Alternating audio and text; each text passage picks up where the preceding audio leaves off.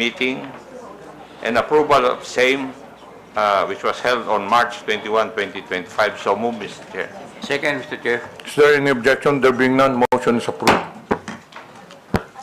Good morning to everyone, Morning. to my co-chairs, to the resource persons, members of the committee. We're gathered here today to continue our hearing on the critical issue of fake news, disinformation, and misinformation. This is the fourth hearing of the Tri-Comm, and as we convene, we find ourselves at a crucial juncture where digital landscape continues to evolve rapidly, presenting both challenges and opportunities for communication and information dissemination. The rapid evolution of technology and the rise of digital communication platforms have transformed the way we consume information. While these advancements have brought numerous benefits, they have also facilitated the spread of false narratives, manipulated truths, and an increasingly polarized public discourse. Today, we confront the daunting challenge of safeguarding our democracy and the integrity of our information ecosystem.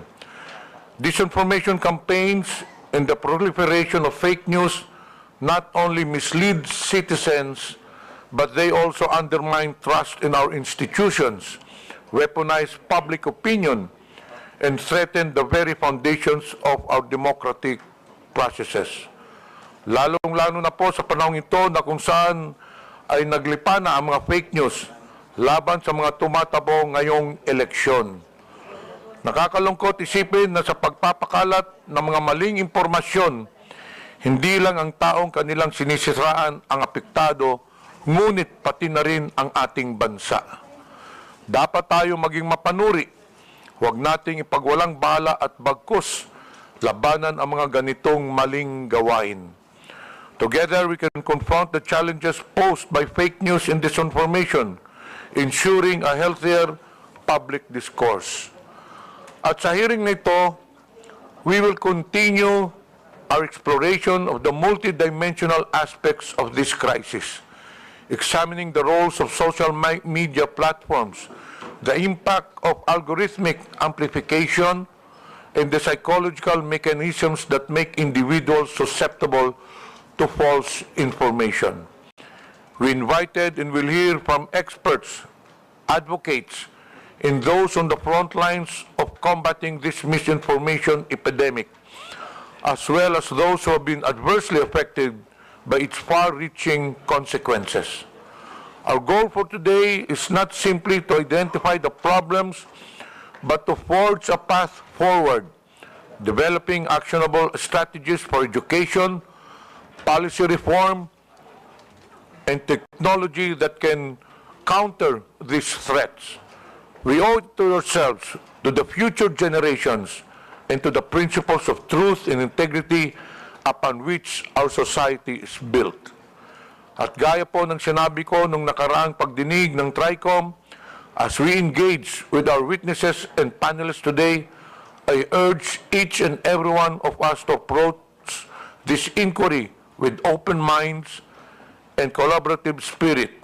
It is only through this kind of thoughtful dialogue and a concerted effort that we can uphold the integrity of information and empower individuals to become discerning consumer of news.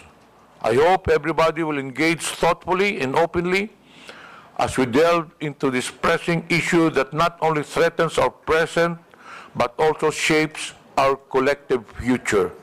Let us work together to reclaim the narrative, restore trust, and uphold the values that define us. Maraming salamat po sa lahat. May I now call the COMSEC to acknowledge the presence of the members of the committee and colleagues in Congress. Thank you, Mr. Chair. Good morning, everyone, Your Honors. For today's meeting, in attendance are the following members: Honorable Romeo Acop, Honorable Joseph Stephen Caraps Paduano, Honorable Salvador Pleito, Honorable Francisco Pablo Ortega V, Honorable Franz Castro. Also in attendance online, we have Honorable Jordan Jesus Romualdo, Honorable Edward Vera Perez Maceda, Honorable Marie Bernadette Escudero, Honorable Zia Alonto Adyong, Honorable Ed Christopher Go, Honorable Ambrosio Cruz, Honorable Edgar M. Chato, Honorable Raul Buboy Tupas, Honorable Ching Bernos, Honorable Sunny S.L. Lagon, and Honorable Celso Resencia. For today's meeting, Your Honors, we're happy to have with us the following resource persons. From the Anti-Money Laundering Council, we have Attorney Patrick Arnold Tetanco, the Legal Officer of Investigation and Enforcement Department. And his accompanying Attorney Adian Arpon, the Deputy Director. From the Bureau of Internal Revenue, we have Attorney Tobias Gavin Arcilia, the Action Attorney for Legal and Legislative Division. From the Commission on Elections, we have Director John Rex Laudanco, the Director for Education and Information Department. And he's accompanied by Attorney Maria Lourdes Fogoso Alcain.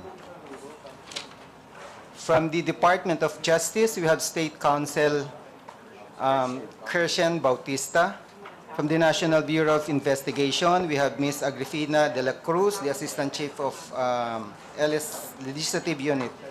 From the National Telecommunications Commission, we have Attorney Kathleen J. Luz Egipto, the Chief for Consumer Welfare and Prosecution Division. From the Philippine Coast Guard, we have Commodore J. Tariela, the Commander, PCG WPS Transparency Group, and Commodore Nelson J. Timbang, the Deputy Chief. From the Philippine National Police, we have Police Brigadier General Bernardo Yang, the Acting Director of the Anti-Cybercrime Group. We also have invited several social media platforms. Your Honors, we have in attendance Director Rafael Frankel from Meta and Mr. Rob Abrams. From the broadcast industry, we have Attorney Rudolph Hularbal, the legal counsel for the Kapisanan ng mga broadcaster sa Pilipinas, and Attorney Mark Tolentino. From the MBC Media Group, or the Manila Broadcasting Company, we have Attorney Rina Seco, the counsel for MBC. In attendance also are Mr. Miko David, President of the Digital Marketing Association of the Philippines, Mr. Gerardo Sandoval, Vice President of the Social Weather Station, Mr. John Hart Alawigan from the Press 1 PH, and Ms. Lei Jensen San Diego. From civil society organization, from Scamwatch Philippines, we have Mr. Josel de Guzman. And some social media personalities we have in attendance, Ms. Grisette Laureata Chu, Ms. Elizabeth Joy Cruz, or Ms. Joy de Vivre, Attorney Rose Beatrix Trixie Cruz Angeles, Dr. Ethel Pineda Garcia, Mr. Manuel Mata, Dr. Richard Tesoro Mata, Mr. Elijah San Fernando, Ms. Suzanne Batalia, Attorney Glenn Chong, Ms. Maria Florinda Espenilla Duque, Mr. Claro Ganak, Mr. Alvin Montero, Mr. Jonathan Morales, Ms. Vivian Zapata Rodriguez, and Mr. Darwin Salceda. That's all, Your Honors. Thank you. Thank you, Comsec. As per our House rules, all resource persons must take their oath, but for those who have taken their oath already during the last hearing, you need not to. But for those who are appearing for the first time on this committee hearing, please rise for you to take the oath. Comsec, please administer the oath. Please rise and raise your right hand. And please respond with I do. Do you swear to tell the truth, the whole truth, and nothing but the truth in this inquiry? I do. Thank you. Please take your seat.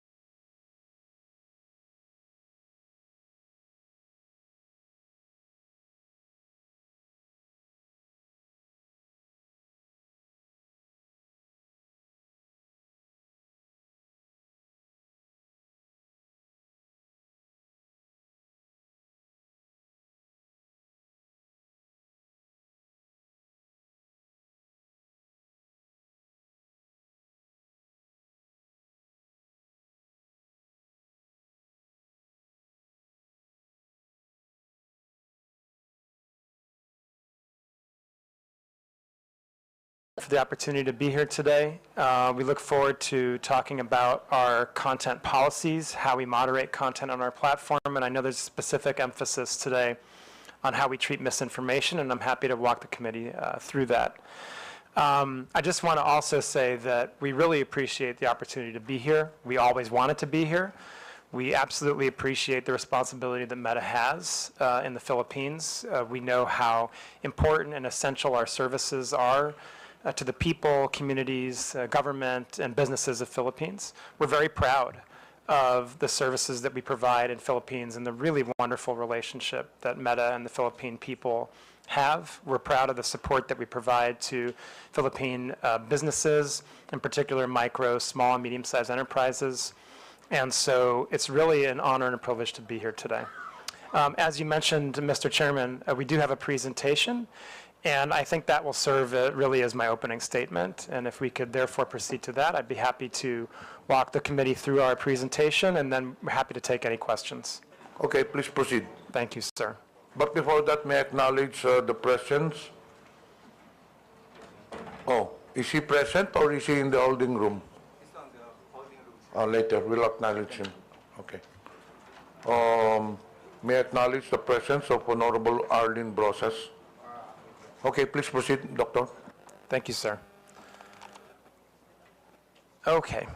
So, Mr. Chairman and honorable members of the committee, this is a briefing on Meta's content policies and our enforcement, and like I said, with a particular emphasis on how we treat misinformation. Next slide, please. To begin with, I just want to emphasize some of the investments that Meta has made in the Philippines.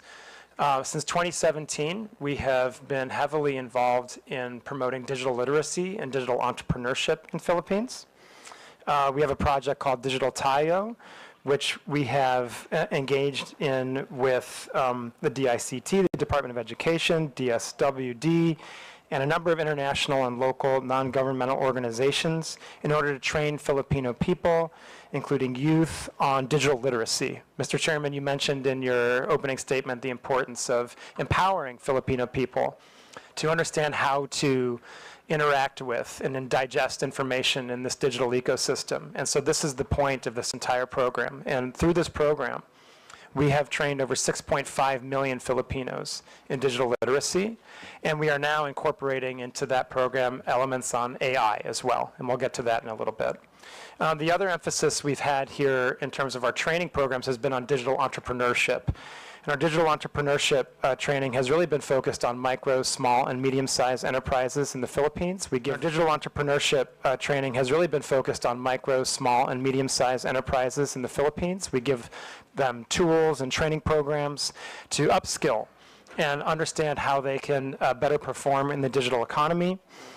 We have worked in this regard with DTI, BSP, PCW, DSWD, DA, a number of NGOs. And in this program, we've trained over 60,000 micro, small, medium-sized enterprises in the Philippines. since 2017. We're very proud of that work as well.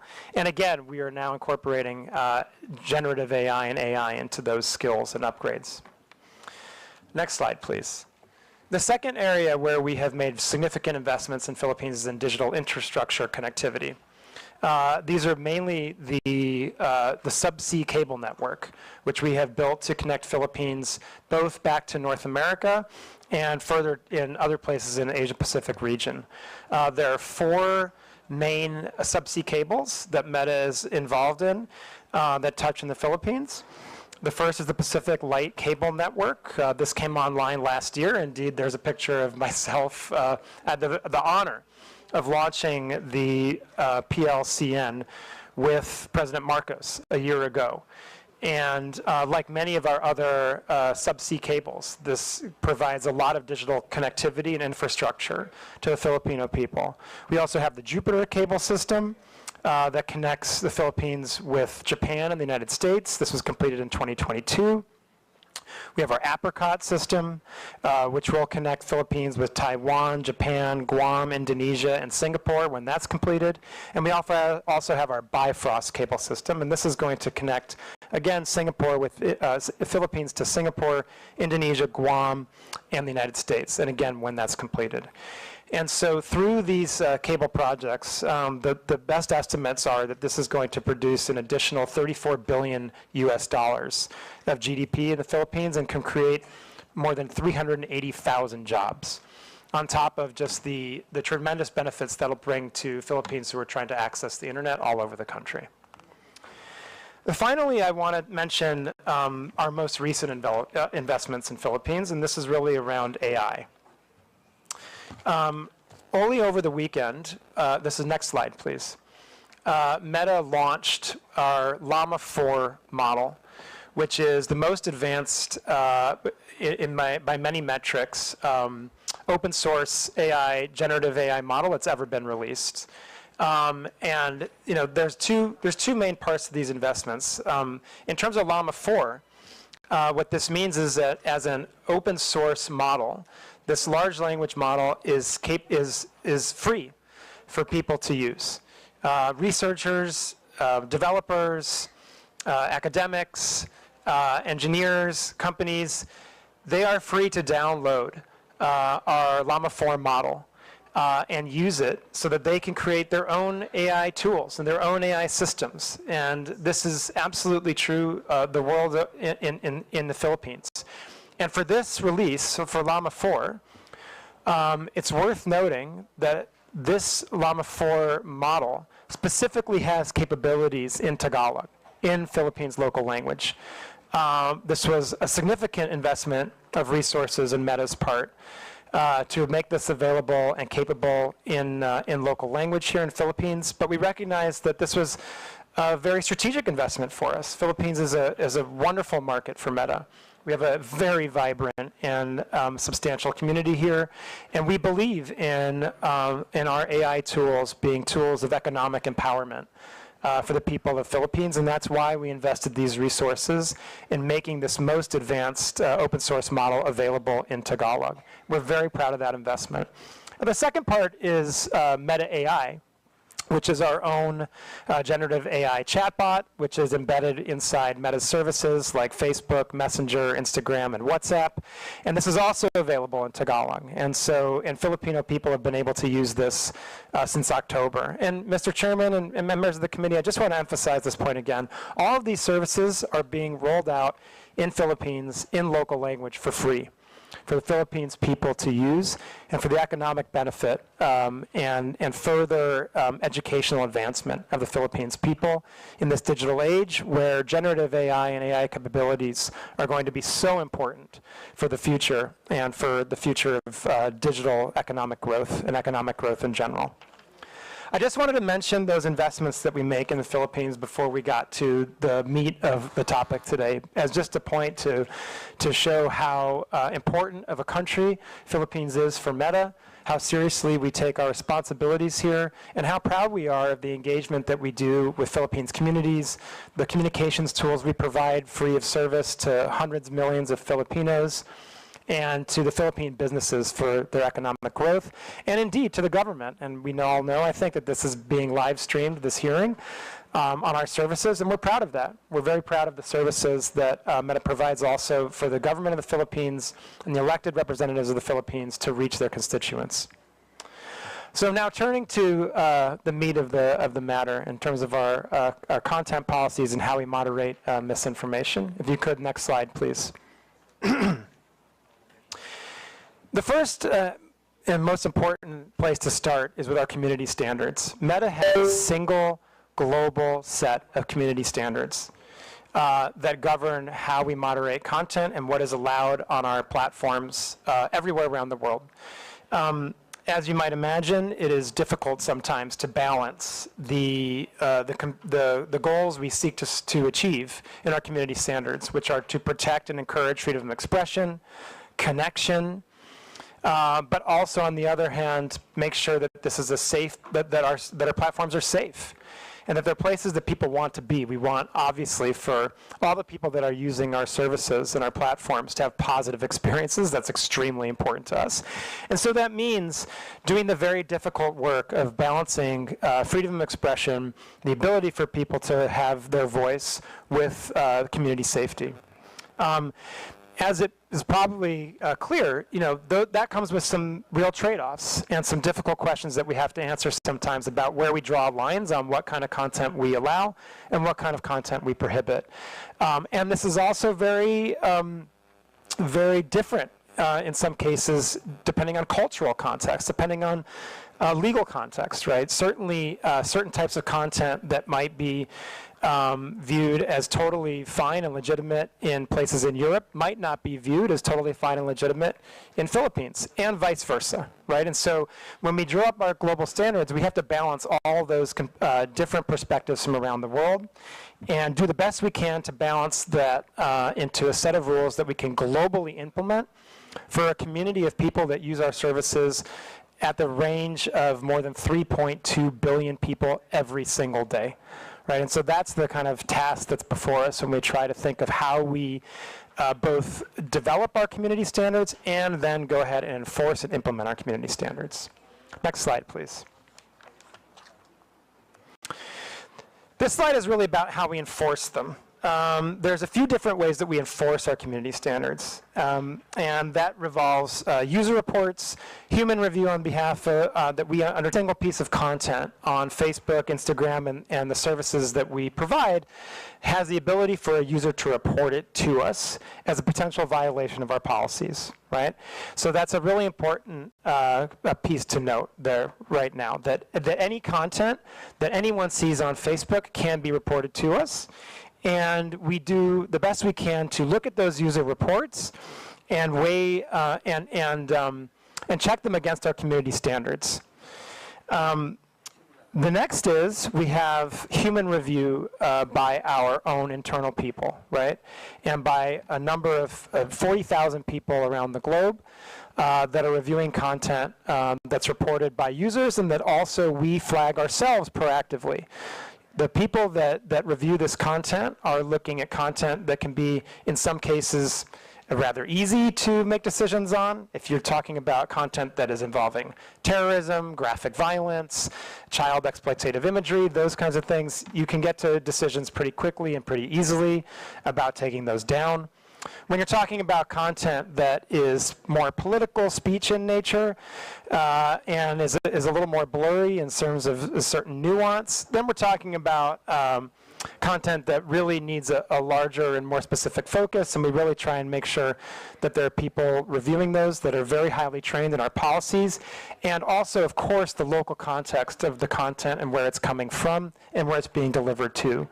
The same type of speech in one country, as I mentioned before, could be benign, but in the context of a different country and a different situation, it might be malevolent, right? And so we balance those very clearly by having humans review content that is flagged by different sources.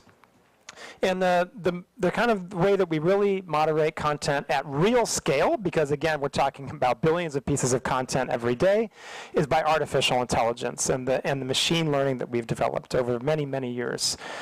People now look at Meta as an artificial intelligence company, but the truth is that we have been an artificial intelligence company for many, many years already. And one of the ways that we've used artificial intelligence for a long time now is in order to moderate content at scale. And so what we do is we train what we call classifiers to look at our community standards and look at the content that's posted on our platforms and weigh those pieces of content against our community standards. And that's how we tend to moderate content really at scale. And like I said, for things like imagery that's clearly graphically violent or clearly includes terrorism content or child exploitative imagery, those artificial intelligence systems are very effective and work very well to proactively remove content that can be dangerous and illegal in many countries around the world. And so we have these three ways that we moderate content, right? We have the artificial intelligence that's operating in scale and very much again, and I want to stress this, in local language, in Tagalog. It absolutely has that capability. And then we have a series of, 40,000 people around the world that are humans that are trained in our community standards, and then we also rely on user reports. And it's those three main pillars that help us enforce our community standards. Next slide, please. Now, it's also important to recognize that there are a couple different ways you can moderate content. You can look at individual pieces of content, and that's very important, especially when it comes to user reports and anything that our machine tools are catching. But there's also the ways that we can look at disrupting entire networks of abusive actors, right? And so what we might look at when we talk about abusive networks are networks of people that are distributing child exploitative imagery, or like I said, terrorism content, or more recently we've looked at scam networks, right? We've looked at misinformation and disinformation networks. And in these cases, what you're talking about are a group of people that are intentionally coordinating their behavior to violate our policies. Often, in many cases, doing so by lying about who they are or being dishonest about who they are in the process, right? And so when we look and we see and we find evidence of these types of abusive networks, we have special policies in place that can also remove content at the network scale, right? And so when you think about that, then you're looking at removing content not just on a piece-by-piece basis, not just on a page-by-page or profile basis, but in a series of accounts, right? And so if you're talking about, examples where we might see a few hundred accounts or a few thousand accounts engaged in coordinated abuse of our platforms, then you're looking at the potential to remove all in one swoop, thousands or even sometimes hundreds of thousands, millions of pieces of individual content, right? And that's an incredibly effective tool that we use against criminal networks, and also in cases where we find there to be specific misinformation, disinformation campaign and foreign interference networks. At this stage, before I get to the next part about some of that work, I'm going to turn it over to my colleague, Rob Abrams, from our law enforcement team. He's going to specifically talk about some of the work that we do in collaboration with Philippines law enforcement and the very close relationship that we have with them. Well, and then I'll continue. Thanks a lot, Rob. Thank you, Rafi. So I want to talk a little bit in a bit more depth, but not with a level of granularity that would afford our adversaries any sort of unnecessary insight into the obstacles that we put up. But I want to talk in a little bit more depth about the network disruptions that we do. They're very strategic in in nature. They're not merely about scale and taking down, 10,000 accounts at one time. They're about removing a false web of bona fides that these criminals go to great lengths to create so that they can contact people unwittingly by seemingly being friends of friends or having other sorts of connections. A lot of the work we do, especially here in the Philippines, is informed by the signal sharing and by the data requests we get from agencies like NBI, from the Office of Cybercrime, from CICC, from the Anti-Cybercrime Group at the PNP. And others. So a lot of the work that we've been able to do, I say this under oath, and I say this with a lot of passion. The Philippines has been seriously global leaders when it comes to helping us fight forced criminality and these scam centers, formerly known as POGOs, if you like, that operate here in the Philippines, target not only Filipinos, but are engaged in human trafficking, forced criminality, and are a large part of the scam and increasingly misinformation ecosystem that, again, have a big role here. I think there's one advantage that I'd like to point out, and I know it sounds perhaps a bit counterintuitive. Here in the Philippines, we know that scam centers operate, but we also know that law enforcement and the government here takes them very seriously. There are geopolitical black holes that we all know of, where law enforcement has no appetite to actually combat this. But because we have such a good relationship with PNP Office, Anti-Cyber ACG, with the NBI, with various task forces, we are able to ingest signal regularly. I can say again, under oath, there's probably not a day that goes by where I'm not in contact with a member of Philippines law enforcement. So with that, and I'm quite certain I'll receive some follow-up questions and as we go forward. With that, I'll turn back over to Rafi. Thank you, Mr. Chair. Thanks, Rob. And it was just worth noting that Rob himself is a former member of the FBI, and so takes his law enforcement work very seriously. Just correction for the record, sir. Sorry. Homeland Security. Homeland Security Department. Forgive me. So I would just also note that when we're talking about some of these disruptions, what we've seen also recently, and Rob alluded to this, is the rise of scam centers, right? And we've worked on this very, very closely over the past couple of years, both internally with Meta and also with our partners in law enforcement, with the PNP and other members of the Philippines law enforcement that Rob mentioned. It's really worth noting that I think it's kind of clear at this point that what we see are these transnational criminal syndicates that are operating in a couple different countries around Southeast Asia and indeed globally. And they engage in forced criminality, human trafficking, and then of course, the real horrible element of this is that not only are people forcibly trafficked to these locations, but then they're forced to engage in further crime and scams against other people.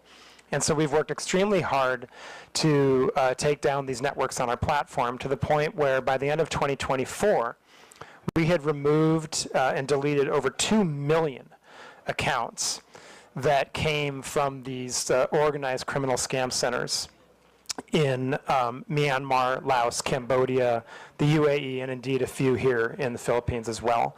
Thanks very much to our collaboration with Philippines law enforcement. I'd also like to just add for the record, the Filipino law enforcement community, as well as the BICAM in general, were among the first globally to flag this as a national security threat. So that has really sort of stepped up the tempo of our work and the investments we're doing around this work.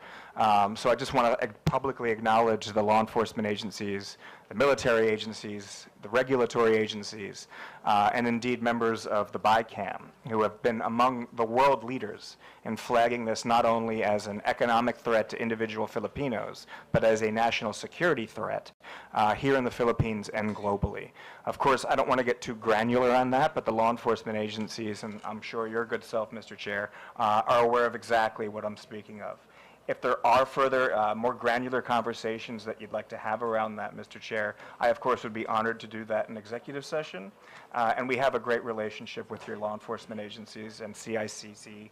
We held a conference in November in Bangkok, largely closed door and held under Chatham House rules. Filipino law enforcement were among sort of the flagship entities that were there.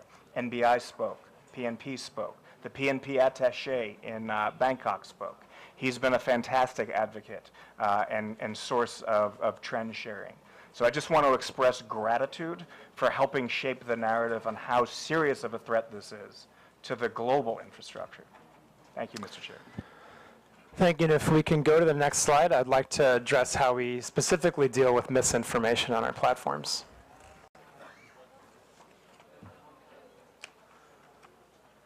Next slide, please. Thank you. Okay. Mr. Chairman, I mentioned earlier how there are some of our community standards which are actually fairly easy to enforce. The bans on terrorism, child exploitative imagery, these kinds of things, graphic violence in some cases. Then there are topics that are much more difficult, right, and much more highly nuanced and very contextual. And misinformation tends to be, not always, but tends to be more in that second bucket of more difficult types of content to moderate. So because of that, and for various other reasons, we have a three-pronged approach to how we treat misinformation. Number one, we remove the most harmful misinformation that can lead to offline physical violence. Number two, we reduce the distribution of misinformation if it is found to be false by one of our third-party fact checkers, and then we will reduce that misinformation on our platforms so that people are less likely to engage with it. And number three is we seek to inform. If people have engaged with misinformation on our platforms, we want them to be informed that they have indeed done so. We want them to know that they have maybe unintentionally shared misinformation. And we want them to have access to authoritative sources of information. So those are our three-pronged processes, right? Remove the most harmful that can lead to physical violence, reduce other types of misinformation that may not lead to physical violence, and inform our community. I should also mention, and this is obviously very, very important in the context of the election cycle that we're also in. There's another type of misinformation that we will outright remove, and that is misinformation on elections, right? And so if there is misinformation specifically about electoral procedures, about the date the election is going to take place, the way you cast a ballot, those are other types of misinformation that we will outright remove from our platform. What's important to recognize, and I'll go to the next slide here, is how we determine the differences between what we remove, what we reduce, and how we inform, right? So please go to the next slide. At Meta, and indeed I think most digital platforms take the same approach, where we want to be very careful about being the arbiters of truth. Right? In many ways, in many aspects, we feel that that's a responsibility that is too great for us to have, and can lead to situations where we're trying to make determinations that we're just not qualified to make about what is true and what is false. And as you might imagine, trying to police misinformation at the scale of more than 3.2 billion people every day would become practically impossible, right? And so what we do is we work with third-party fact checkers in more than 60 languages around the world. These third-party fact checkers are non-governmental organizations that are certified by the International Fact-Checking Network, the IFCN.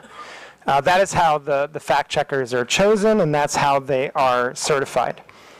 And so what we do is, when we are made aware of a potential piece of misinformation, that piece of content will be enqueued to the third-party fact checkers themselves. In Philippines, we work with 3 third-party fact checkers. We work with Verifiles, Rappler, and AFP.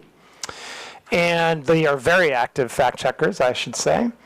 And then we wait for, and while that content is enqueued, then it's up to the third-party fact checker to determine whether that content is indeed false, or there are other cases, right? You can imagine that misinformation isn't just binary. It's not necessarily true or false entirely. There are cases where it can be partially false, it can be misleading, it can be lacking context, right? So there are a number of different ratings that fact checkers can apply on our systems, and those ratings will lead to different actions by Meta's platforms, right?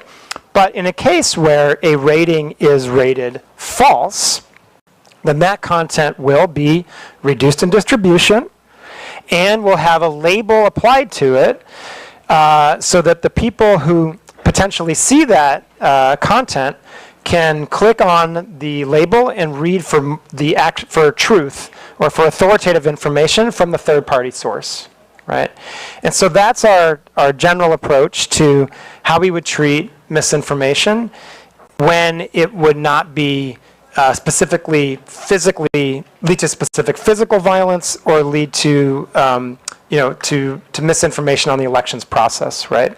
Now, in a case, like I said, where a third-party fact checker not only clarifies that it's false, and we get additional signal that it can lead to violence, or additional signal that this could clearly impact the ability of people to have the access to information they need to properly access the electoral process, then we can outright remove the information. But that is not, those, I just want to emphasize that the outright removals of misinformation are much more limited in scope. I would also just like to note that, if we see that there are repeated violations, or sorry, I shouldn't say violations, if there are repeated instances of misinformation from the same people, from the same pages, then that can lead to overall less distribution of the content by those people and by those pages. And it can lead to other actions such as demonetization, the prohibition on placing ads, and so forth, right? So there are a number of kind of increasing scale of penalties that can be applied if you're a repeat purveyor of misinformation on our platforms. I think we have an example. If the next slide, please. Right. So here's just one example of a fact check on our platform. This was a fact check of a claim that a blogger made that the Philippines had used water cannons against the Chinese Coast Guard. This was false. This was rated false by our fact checkers. And you can see on the left, this is the actual fact check. And on the right, this is how the content would now appear on our platform with a screen over it, right, and a warning along with the label that explains that this is false content, right? And again, this would also be content that is reduced in distribution, and so even getting to that content would be much less likely on the part of any user using our platforms. I think the last thing I would just like to say is on the topic of misinformation is, there can also be misinformation networks that are doing this with intentionality. We put out a threat report, I believe, every quarter, where we go through globally the types of actions we've taken against networks. Right. I mentioned a number of actions we've taken recently against scam networks and transnational criminal networks in 2024. That was included in one of our threat reports. But it's public information. You can go online and access this information.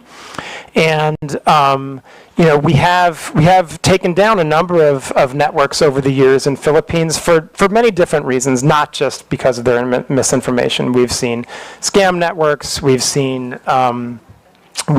seen misinformation, disinformation networks. Those are all publicly reported in our threat report. And again, we have done this in collaboration with local law enforcement, so that when we're made aware of, and our investigators internally can confirm that there are misinformation networks that are operating on our platforms, we will take those down. And Mr. Chairman, I've gone on for quite some time explaining our content moderation policies and the basics of our misinformation policies. I think Rob has added to that with some color around the very close collaboration that we have with law enforcement in the Philippines.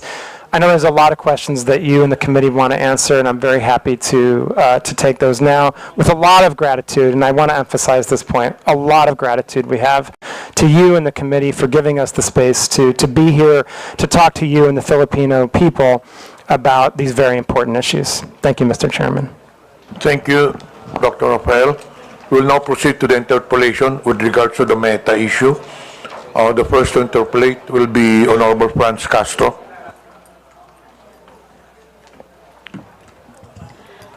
Thank you, Mr. Chair, and I also thank the Meta for coming here after 3 notices. Thank you. I have some specific personal question about how the Meta is detecting community standards violation, or what you call violation of community standards.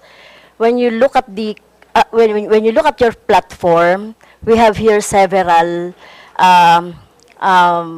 When you report like a content, you will find here several violations like scam, fraud or impersonation, unauthorized political ad, adult content, selling or promoting restricted items, violence, hate or exploitation, bullying or unwanted content, intellectual property, suicide or self-harm, false information, problem involving 18-year-old or someone under 18 years old. Well, I was a victim of your platform, where my official Facebook account were taken down by your platform due to it said there impersonation. So I cannot understand. Why do you take down an account due to impersonation? So how does it happen? So how will you determine that really is this account is impersonated? Because this account was reported to COMELEC as my official election account for my daily activities during election. Thank you, Madam Congressman. Mr. Chair, if I may. Madam Congressman, thank you for your question. Certainly impersonation is a violation of our community standards. And there, I can say that I don't know the specifics of your case. But let me talk about a little bit about how we try to deal with issues of impersonation, right? First of all, there can be a number of different reasons that an account might be taken down, right? There can be repeated violations of our community standards, or there can be very severe violations of our community standards. But other times, it can be because someone was able to, unfortunately, gain access to your account. Not your account, but anyone's account, right? It can happen that unauthorized access can take place, right? In those cases, they may, once a hacker's gained access to an account, then and sometimes what we see is they go and delete the account, or they take over that account to use it for their own purposes. And what we do in those cases is we work with the rightful account holder to retake control of their account, right? So we ask for credentials. It could be a government ID. It could be various email addresses or other identifying information that were used with that account in order to regain control of it. I think one thing we've seen and that we know is an extremely effective guard against having accounts taken over by hackers is two-factor authentication. Two-factor authentication is really the first line of defense that any user on Facebook, including members of Congress, have against their accounts being taken over. If you have two-factor authentication on, anytime someone would seek to make changes to your account, it would ping you to make sure that you're the right person and you're authorizing those changes. I would urge everyone to make sure they have two-fact turned on their account. I think it's also worth noting that, for government officials, for politicians who are engaged in an election cycle, we have specific channels where we can work together. We have our Meta Support Pro channel that you can access and that we're happy to work with you to make sure you have access to, so that if you have specific issues with your account, other members of Congress, other people running for election can access those channels. I think it's also worth noting, and I didn't really mention this in my opening comments, but I think I should, that that there are a number of different statutory agencies that have specific channels with Meta where they can report community standards violations, account hacks, and any other issues that the government is experiencing with Meta's platforms and our services. In fact, there are 11 different government agencies that have direct channels to us. And so those are other channels that can certainly be utilized in cases where members of Congress experience those types of actions. And I would just also say, it does also happen from time to time that we make mistakes. That is also something that happens, and we're sorry for when that happens. We know it's a really poor experience. We don't want that to happen. We take those instances very seriously. We do everything we can to try to minimize them. And so that's also just something that can happen sometimes. So when my account was took down, we complained to we write to the Meta about my account, and then why is it that you are taking down specific account without explanation or without any justification to the subscriber? Like, for example, just take the account and that's it. So no explanation at all. So you will just explain if we will write to you on what happened to the account. So there's no, is there a like for example, due process in place in your platform? Thank you for the question, Congressman, Mr. Chair, if I may. Madam Congresswoman, again, I'm not familiar with the specifics of your case, but I, again, can talk in general. Users should receive notifications if actions have been taken against their account. That is certainly part of the due process that we have in place, and users have a right of appeal. And in fact, when we see mistakes happen and users appeal those actions, the content in question, if it was a community standards violation, may often be restored. In some cases, the account would be restored. I do just want to highlight, in the specific case of hostile takeover of accounts, or what Meta believes may be a hostile takeover of an account, that can be a more complex process for very good reason. We want to make sure that we are not providing access to the account of someone who shouldn't have it. And so, Madam Congresswoman, I would just emphasize again that if you or another member of Congress is having any types of these issues, we can certainly provide you access to our Meta Support Pro and other channels so that we can solve these problems together. Mr. Chair, may I ask also that, are you familiar with troll armies?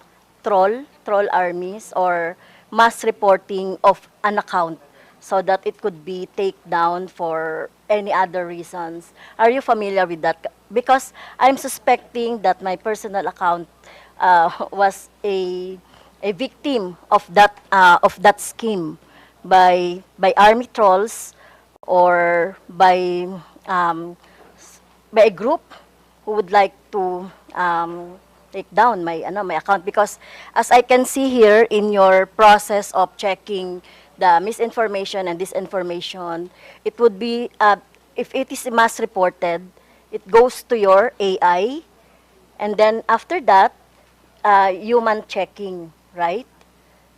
Right? In your graph of how to determine the disinformation or violation of your community standards.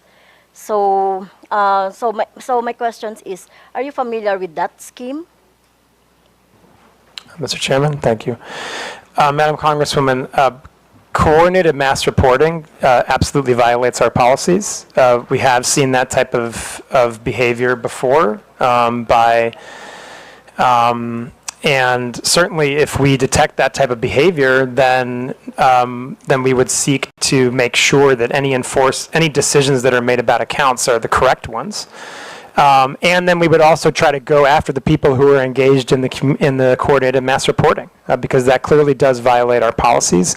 And that's the type of abusive network that we would seek to prohibit from utilizing our platforms.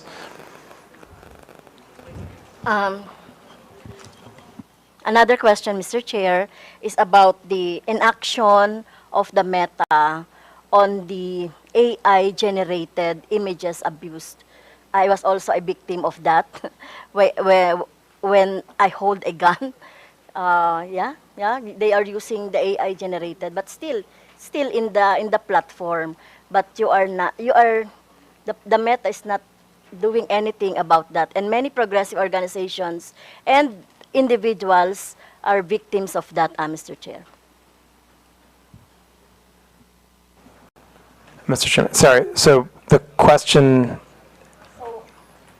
So how do you detect, or why are you not taking down AI-generated images that you think are not or inappropriate or not true or misinformation? Thank you, Mr. Chairman. Thank you. Madam Congresswoman, and for the committee, I think I would start from the place of our view of misinformation is that whether or not it's AI generated or not, it would be misinformation, right? And so I think first and foremost, what I would say and emphasize is that our misinformation policies apply to content that is AI generated and is not AI generated. Now, taking a larger look at AI generated content, okay. There's a few different pieces to this, right?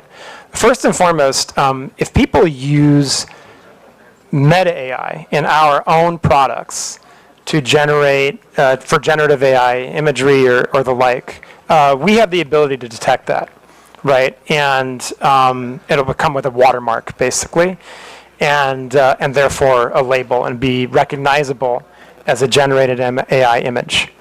Now, if people are using other tools, right, then basically it's harder to detect what is generative AI and what is not. This is an area of very significant investment for Meta right now. We're working very hard on ways to detect what is generative AI and what is not. I think that part of the issue that we have here, and this is one where what we need is collective action. At the moment, there's no agreed upon industry standard for watermarking or for how platforms like ours should go about detecting the difference between generative AI and non-generative AI content. And so that's an area where we really need more focused industry collaboration, and certainly we are trying to drive that. For Meta, we believe it's very important for that type of collaboration to happen between industry, civil society, and governments. And I think the last thing I would really talk about when it comes to generative AI imagery or other content is really distinguishing between paid content and non-paid content, right? If you are, just generally speaking, at Meta, we take a much more stringent approach to moderating paid content, right? Because obviously we're taking money for it. We believe we have responsibility that's even greater, and the distribution would be increased, right? And so, in the context of anything that is, again, taking out the generative AI component of it, any type of content that is paid for, that is political in nature, that talks about a campaign or a politician or a social issue, right, is subject to our policies on political candidates and social issue paid advertising, right? And according to those policies, you would be required to disclose who is paying for the ad and sponsoring the content. You would also have to go through an authorization process, which would include, in most cases, providing a government ID. Okay, And you would have to I'll be, cut you on that. if So I could how- just finish one last Yeah. point, you'd have to be located in Philippines, right? If you want to run a social issue or political ad, you'd have to be located in Philippines, right? And so there's a series of steps that you have to take to cross that threshold in order to be able to run those types of ads. And then in addition to it, if it is AI generated, you'd be required to disclose that it is an AI generated paid piece of content. Thank you. So, really, it's very hard to determine because the name of the account is alias, or the name of account is just like a, like for example, Makabayan. The account is using our political organization. That account names Makabayan is using our political organization, but it has this what I saw an AI generated images of mine with guns, with the rebels, etc. I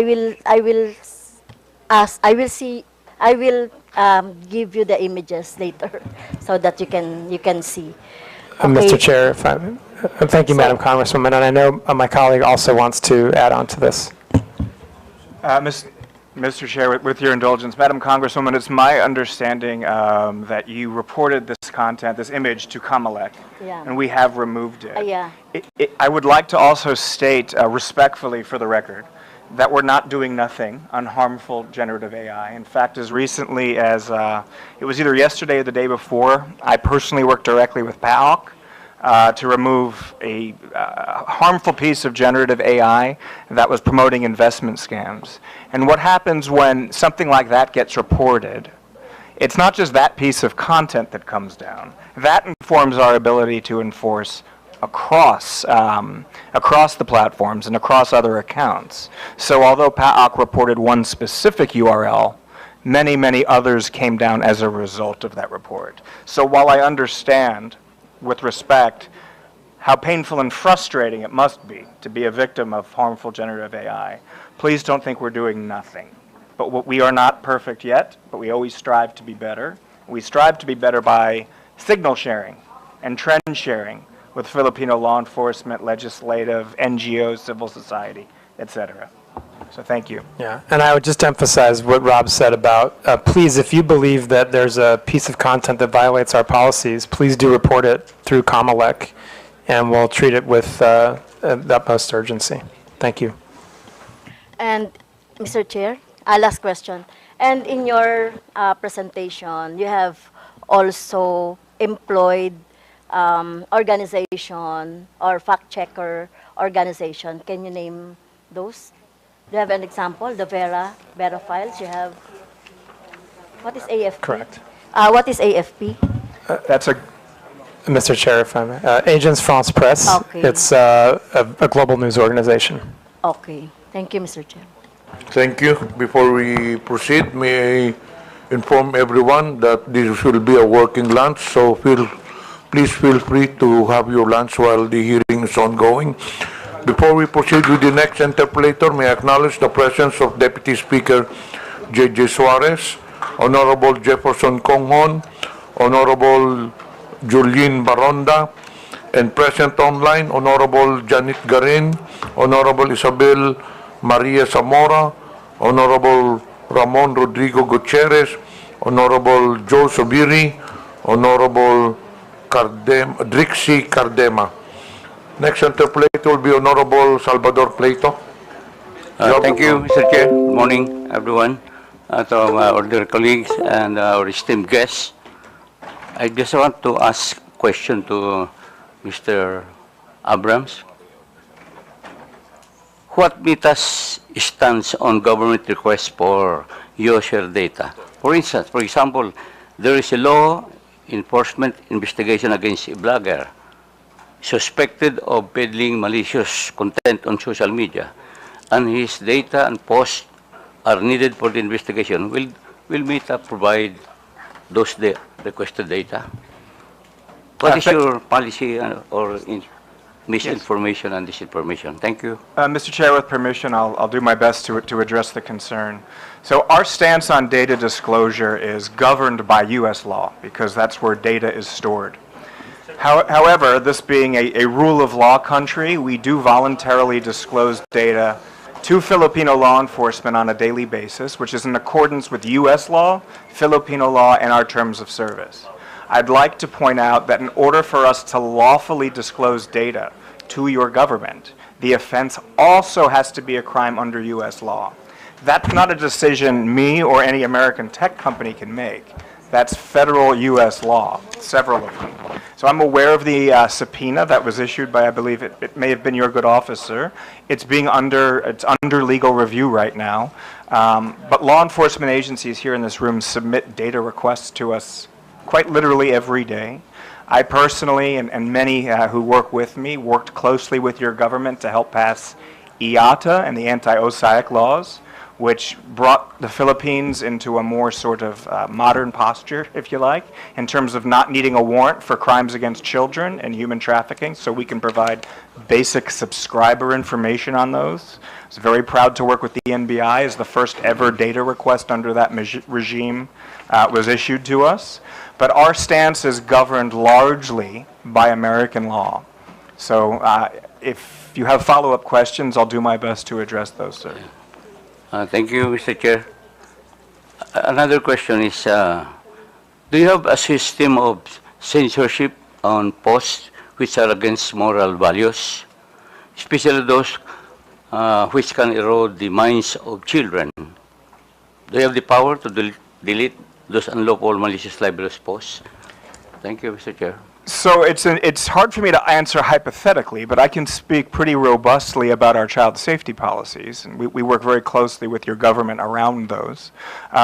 So bullying and harassment, of course, CSAM and OSAIC and human trafficking, both illegal and against our terms of service. As Rafi mentioned at the top, we're doing a lot on digital literacy so that Filipinos can analyze for themselves or are better equipped to analyze what is harmful content and what is not. But without more specific information, I don't know that I can address those. I do, however, think, as I stated in the Senate last week, we are among industry leaders, if not the leaders, when it comes to our forward-leaning stance around child safety.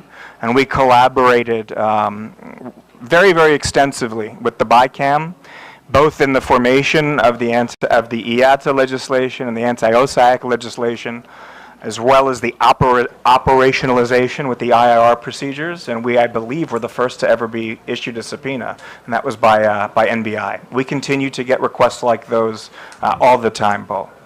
Congressman, if I may add to that, just as a sample of the type of content that's not allowed on our platform would be hateful conduct, bullying and harassment, incitement to violence, the sharing of any type of child exploitative imagery, graphic violence, all of these types of content would be prohibited under our policies.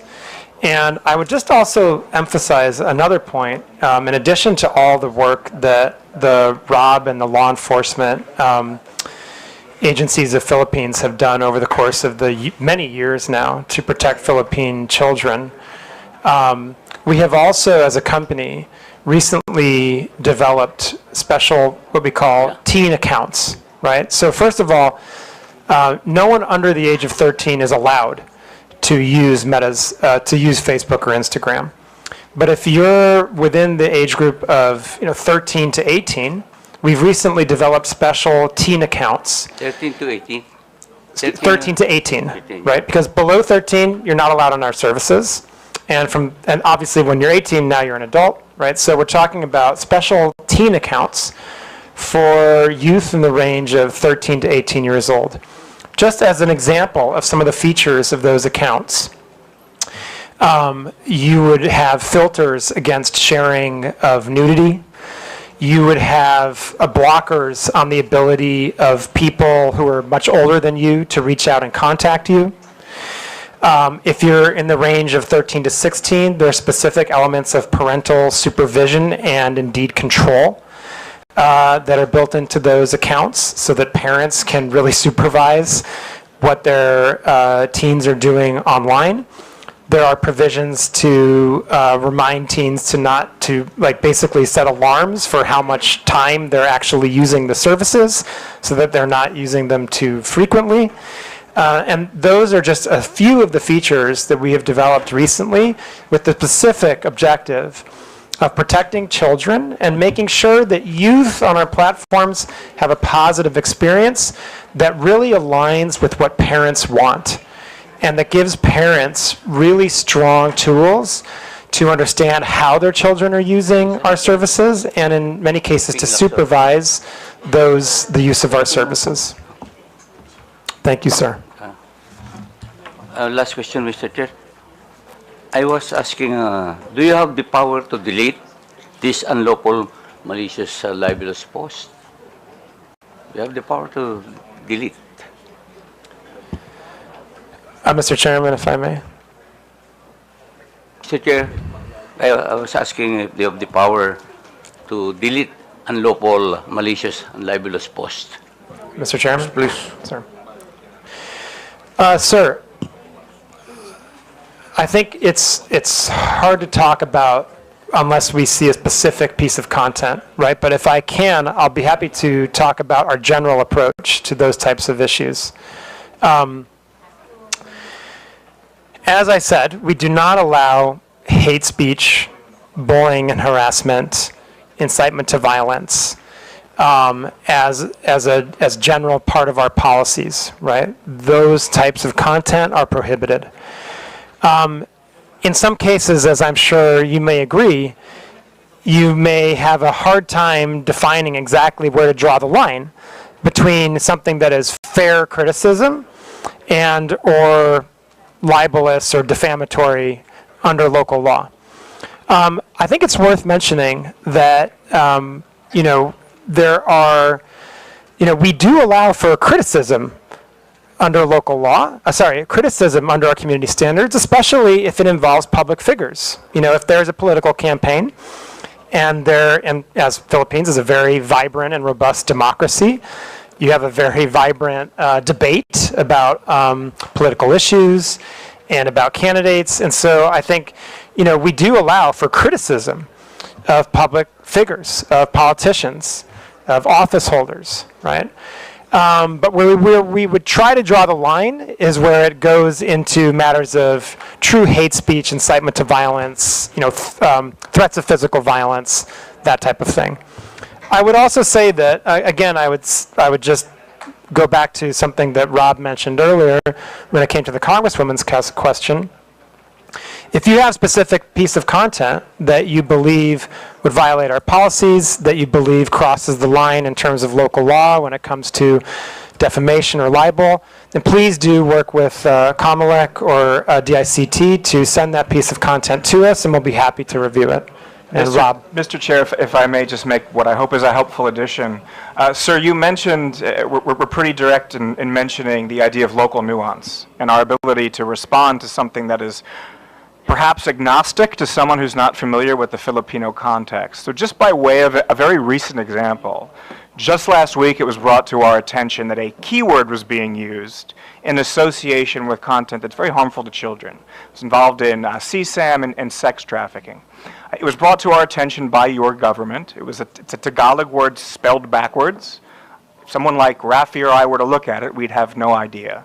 But because we have such a good relationship with the government, it was brought to our attention, and very quickly we were able to ban it.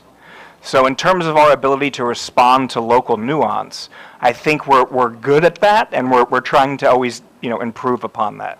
It's hearings like these, it's our daily interaction with the operational folks that keeps us sort of hopefully on the cutting edge of all of the local nuance that's continually evolving.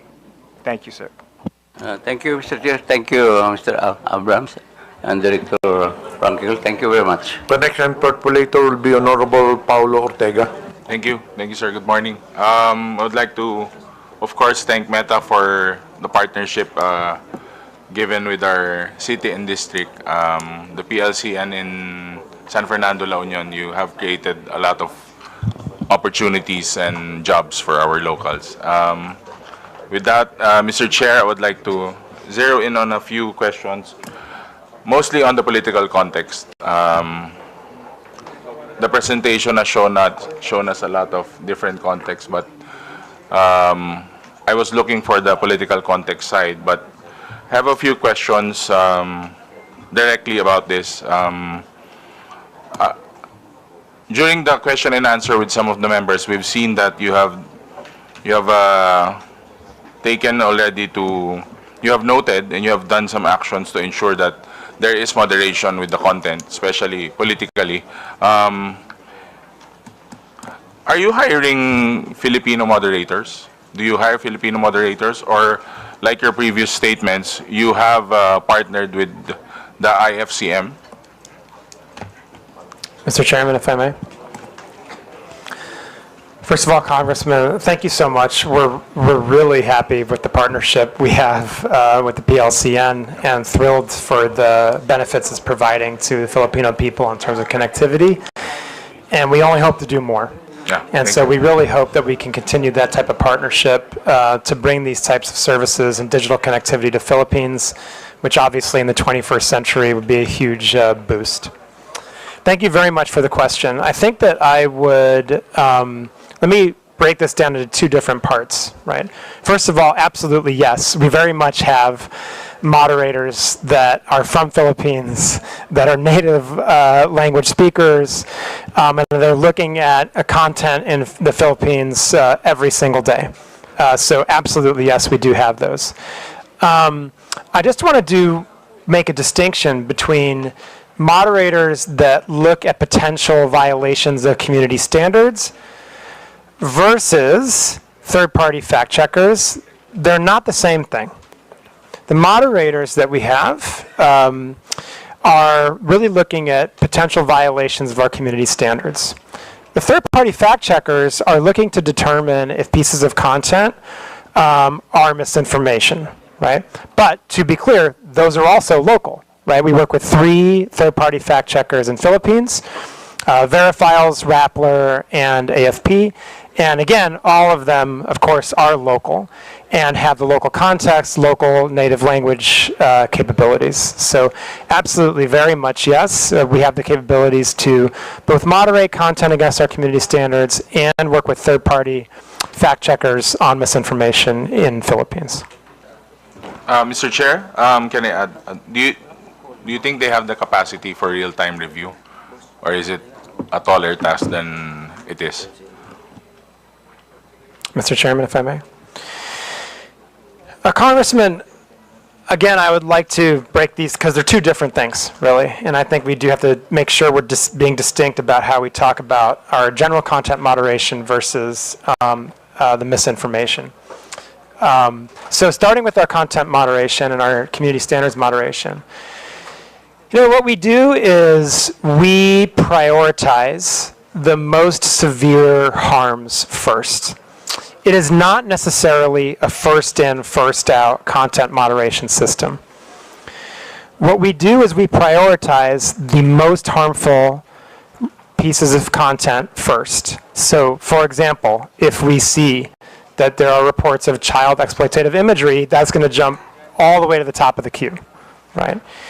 If we see reports of terrorism content, incitement to violence, right, those types of things, those are going to jump ahead because of their potential to cause harm, right?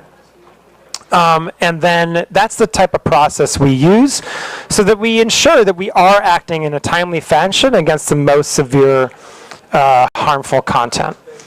Now, when it comes to misinformation, again, different, right?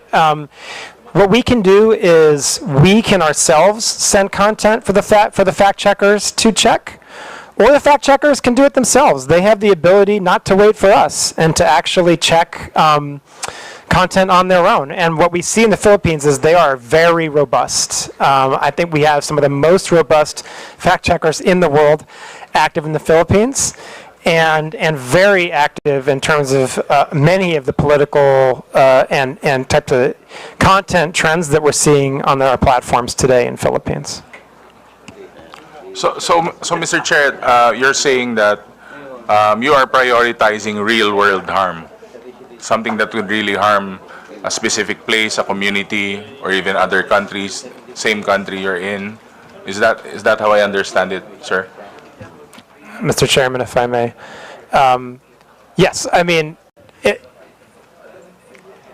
there's some nuance here, but in a basic sense, yes, right? I mean, certainly, if there's content out there that can lead to real-world, offline, physical harm, then yes, that's going to, generally speaking, jump to the top of the queue. Yes. So if I'm reading your presentation correctly, may I ask what type of accountability does Meta have in the Philippines when these things go south, or even if we tend to go to something a lot worse than regular trolling, regular misinformation? I would like to be clarified on that, sir. So, Mr. Chairman, if I may. So, just to emphasize again, I want to be really clear. These systems are operating in parallel. Our ability to remove content that has the potential to cause offline harm has no impact on our ability to work with third-party fact checkers on misinformation. Those are operating in parallel, right? So I think, is that the answer to your question, or are you asking something different? Yeah, it is actually, but I would like a sense of something more accountable coming from the company's sense towards a local like the Philippines.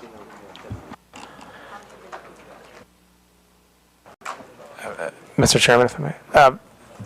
Yeah, Congressman, I think that, first of all, we're sitting here today, which I'm glad to be doing.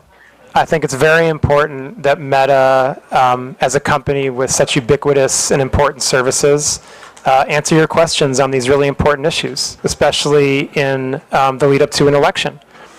I'd like to point out that maybe we didn't actually show that slide now that I think about it, but we put a slide on our presentation that showed the award that we received from Comelec after the last election for the work we did to protect the integrity of the election. And so, and we intend, and we are in the process of doing that same work now with the midterm elections that are around the corner.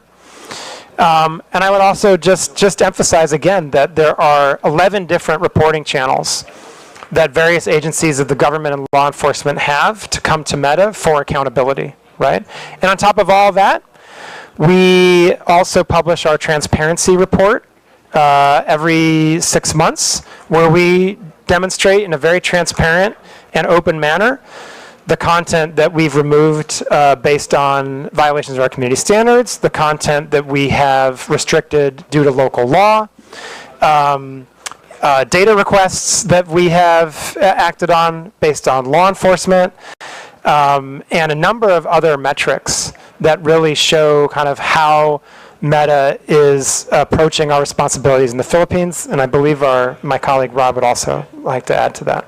Mr. Chair, with your indulgence, may I add to the response? A very important question when you're talking about accountability. So I just want to speak briefly about real-world harm. When there is potential, and there's been a crime committed, and there's potential for real-world harm, law enforcement agencies in this room know how to lawfully request data from us.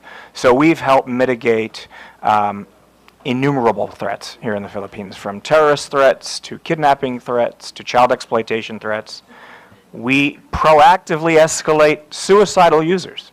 So when it comes to accountability, I think from the perspective of the law enforcement outreach team, we want to make sure that the Filipino law enforcement agencies present can probably speak to this as well, but we have a very robust data disclosure policy that's in line with our terms of service, American law, and Filipino law.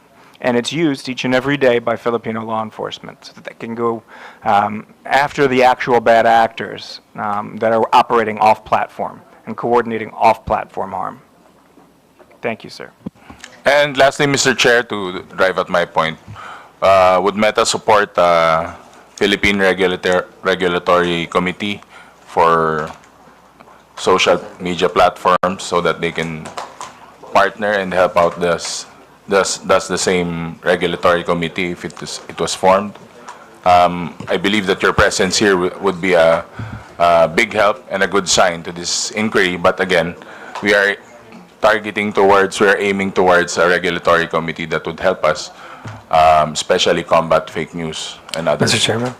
Thank you so much, Congressman. I'd be more than happy for Meta as a company to engage with the Philippines government and Congress on any type of regulation that you're considering when it comes to these issues. I think we have now many years of experience in terms of working with governments around Southeast Asia, Asia Pacific, and indeed globally, to come up with modalities and regulations that really can help protect users, but also protect freedom of expression, that try to properly balance freedom of expression and safety, and that, of course, account for local nuance. It's really important that countries have their own solutions, and we're happy to share what we feel like works, what's been more challenging, and what doesn't work, and we'd be very happy to engage Congress further on that issue. And I'd appreciate the opportunity, and thank you for it. Thank you, Mr. Chair. I'll reserve some of my questions for the second round. Thank you, Honorable sir. Arlen Brosas is recognized. Yes, thank you, Mr. Chairman. I have a few questions also, Mr. Chair. Mr. Chair, how many websites or applications are under the Meta umbrella? Okay, so, Mr. Chair, if I may. We have Facebook, Messenger, Instagram, WhatsApp, Threads, which is a part of Instagram to a sense. We have our Quest devices, which are virtual reality devices that also have application, and we have specific application for our Meta Ray-Ban glasses that we are now producing together with Ray-Ban. There's a specific application for that. And then, of course, we have the various websites that also operate these platforms, including now Meta AI. Thank you, Mr. Chair. If you'd like a very complete, thorough, total list, I'm happy to provide that for you in writing. Yeah, thank you, Mr. Chair. Mr. Chair, my next question is, do you have for example, a study of which is the most to have a content of disinformation and fake news? Which of these, the websites or applications have the most? Is it Facebook? Mr. Chairman, if I may. So thank you.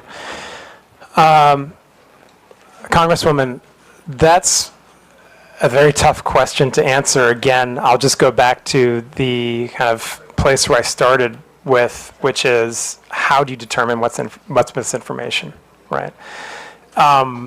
That is not an easy question to answer, but what I would say is we can qualify it as what's reported, right? Yeah. So if is you it Facebook? Can you give us? Yeah. So if you look at the fact checks that are reported. And now, but I just want to be clear, just speaking of Philippines, right? I believe, and I can check this to make sure that it's accurate after the hearing, but I believe that the most fact checks we see in Philippines are on Facebook. Thank you, Mr. Chair. Mr. Chair, my question is, how do you ensure that there are no disinformation or fake news that are being disseminated in, for example, in the Facebook platform? Previously, my colleague said that she reported the fake news, the AI-generated content. Do you have a mechanism of removing a content if it's a disinformation or fake news motu proprio? For example, if it's not reported and it's being generated, so those are two different things, right? One is reported and one is not reported. If there's no report of that, but it's an AI generated and it's a disinformation or fake news kind of news. Mr. Chairman. Thank you, Congresswoman.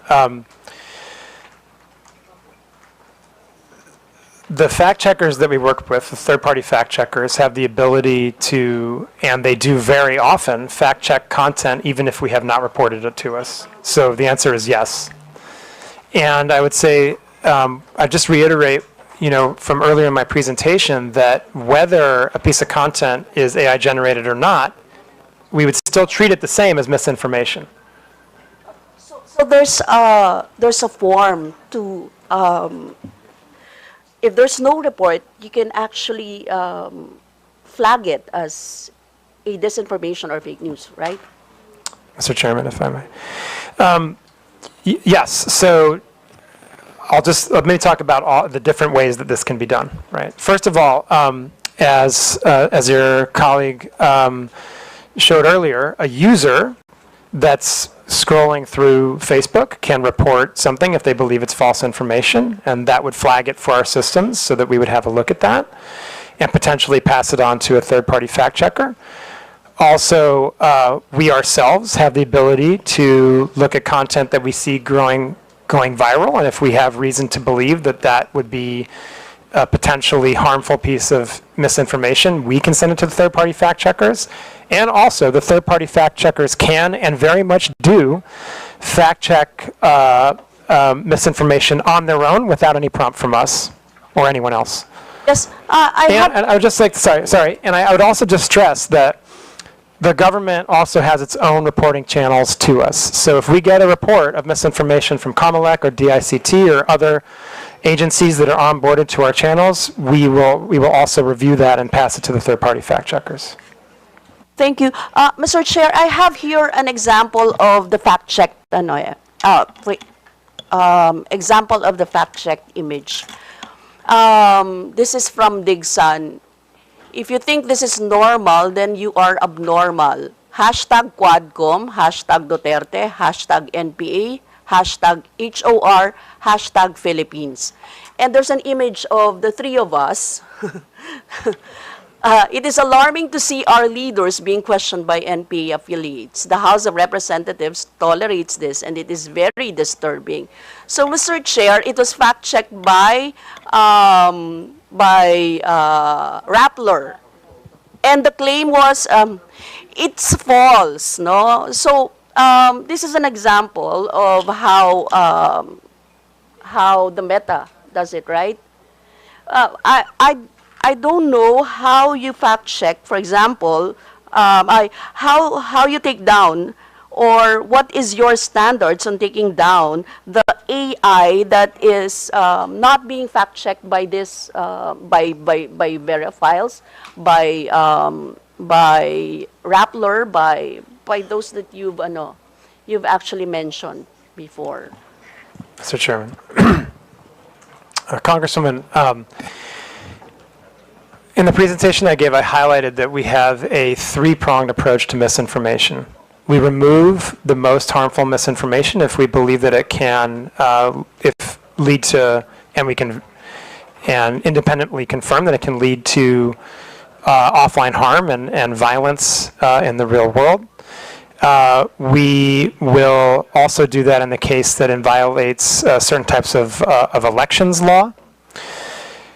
With misinformation that does not meet that threshold, we will use our third-party fact checkers to check if indeed that misinformation is false or partially false or missing context or any of those kind of labels.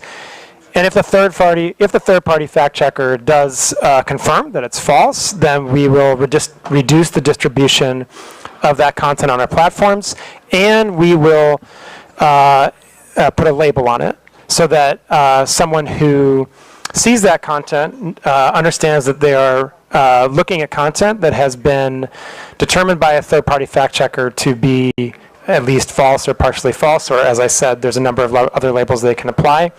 I showed an example earlier about what that would look like on our platforms. And so when it comes to AI, I think the important thing to reiterate is, number one, that whether a piece of content is AI generated or not, the misinformation policies still apply. Right? They apply across the board. So if there is a piece of misinformation that's generated by AI, it's still going to be the same misinformation policies. Now, there is one additional point to make, which I mentioned previously, which is that if it's a paid piece of content, if it's sponsored, if it's an ad, then there are additional checks that we do, and we require that whoever has placed that ad or boosted that content disclose that it is AI generated, right? And then you'll also be able to go into the ad library and see the details, and these are all publicly available, of who placed the ad, how much was spent on it, and so forth. And if these ads are politically, if they're political in nature, if they are about the election, about a campaign, about a political candidate, if they're about social issues, then they have to go through our authorization process for running political and social ads. That adds another layer of authorization and verification, so that means that, sorry? I mean, my question is, how do you control this? You have the controls, you have the technology. How do you control this kind of I am asking this, Mr. Chair, because we are always the victims of red tagging, and it is a danger to our life, liberty, and property. And we all know that those are actually false contents. But it keeps on proliferating in the internet. Right now, even right now, as we are speaking. So I'm asking the Meta, how do they do that?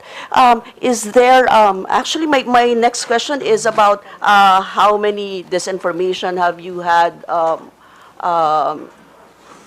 banned or removed, or how do you control this fake news or disinformation? How many are based on complaints? How many are initiated by your platforms, for example? Those are questions that I would like to be, answered. Mr. Chairman, first of all, Congresswoman, I think the issue of red tagging is one that we take very, very seriously, and I would express my sympathy to anyone who's been the victim of that. That's obviously a very, very, very difficult experience, and one that I would certainly not wish on anyone. I would just like to emphasize that red tagging violates our policies. We view red tagging as a form of coordinating harm on our platform, and that is prohibited. When we're made aware of it, and we confirm that it's red tagging, then we will remove that content. We've done that in many, many cases for a number of years now. And I would just emphasize again that does violate our policies, and we will remove it when it's reported to us. So I would encourage you or any other victim of red tagging to send a report to us via Comelec, via DICT, or the other channels that we have with the government, and we would review that with the utmost urgency, given the potential for harm. Your second question was about fact-checking, I believe, right? And I would just say that when it comes to fact-checking, there's a publicly available library, and we can share that with the committee of the different types of fact checks that have been placed on our platform. Just recently, I think we've seen a number of different issues that have been covered by our fact checkers in Philippines, and again, I think those are all publicly available, and be happy to share a list with the committee. But anyone can find that also, as they're all online. Thank you, Mr. Chair. Just to be clear, in terms of red tagging, you act through complaints. For example, you mentioned the ICT, you mentioned COMELEC. So if there's no complaint, you don't act on it. Mr. Chairman, if I may.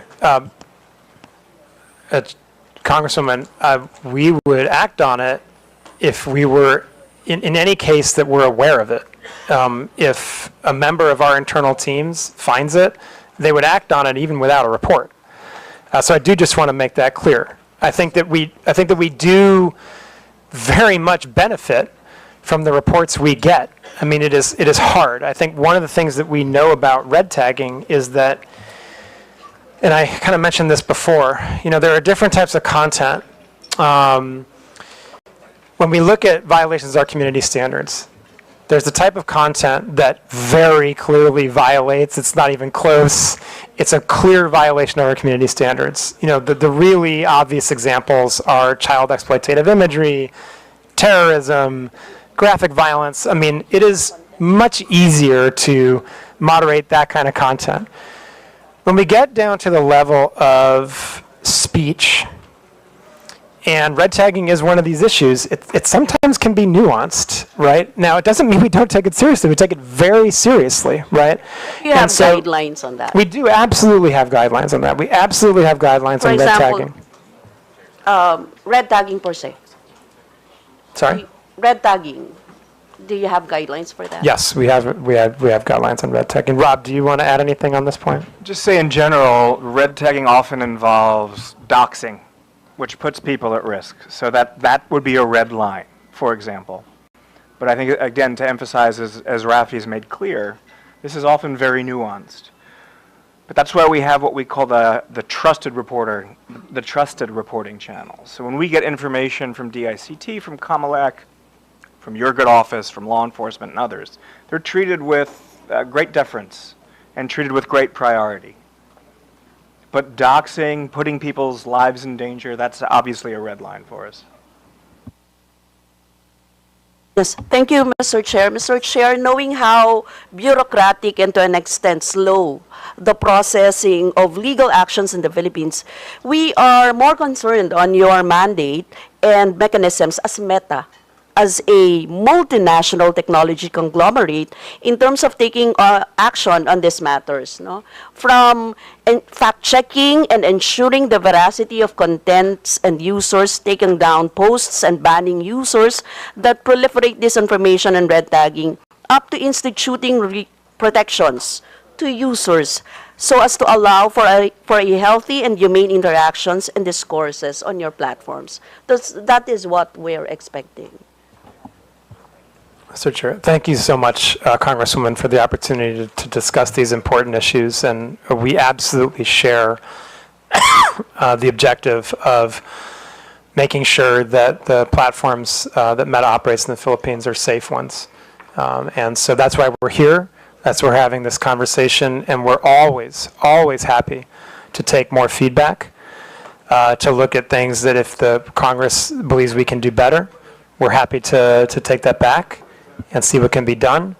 And I think, as Rob said, I would just emphasize, please do utilize the reporting channels that we have established that are very well functioning with the government, with DICT, with the law enforcement, with COMELEC, to address these issues.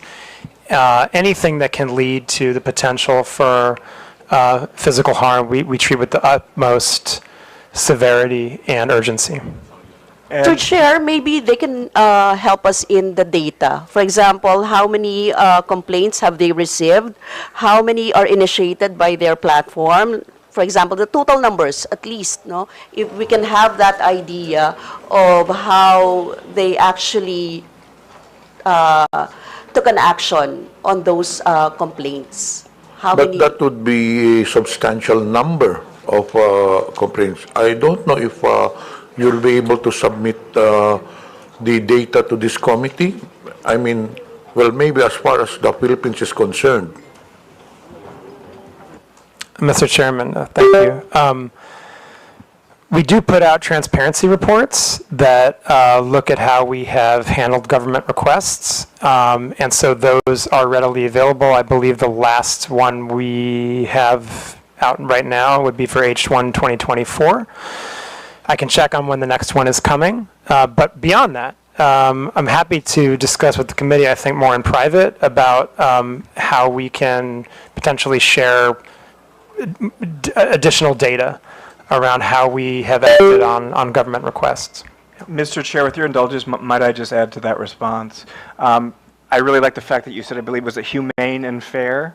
I think that's very, very well put. I want to make it very clear that we are not in a reactive-only posture when it comes to the upcoming midterms.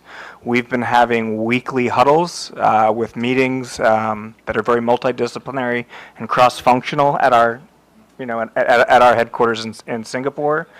That is largely staffed by our Filipino colleagues. We are firm in our belief that the Filipino election is for Filipinos, and we're doing everything we can to keep it free, fair, and free from interference. And to your point, Madam Congresswoman, humane as well. But as the chair and I were discussing along with Rafi, we've seen firsthand, and this is now my second or third round of elections here in the Philippines, it's a very vibrant, bare-knuckle democracy here. So yeah, it can get pretty rough and tumble. Yes, Mr. Chair, but we would like to lessen the fake news and disinformation. So we need those data that we really need those data. Would you allow releasing that data? Would it be proper if this committee would write you an official communication to access those data? Mr. Chairman, thank you. Yes, I think it would be helpful if you could, as a committee, specify the type of data you'd like to see, and then we can take that under advisement and share what we can, and have a discussion about what type of data we share and kind of what's most helpful to you. Yeah, okay, we will send an official communication for that data. Last question, Mr. Chair.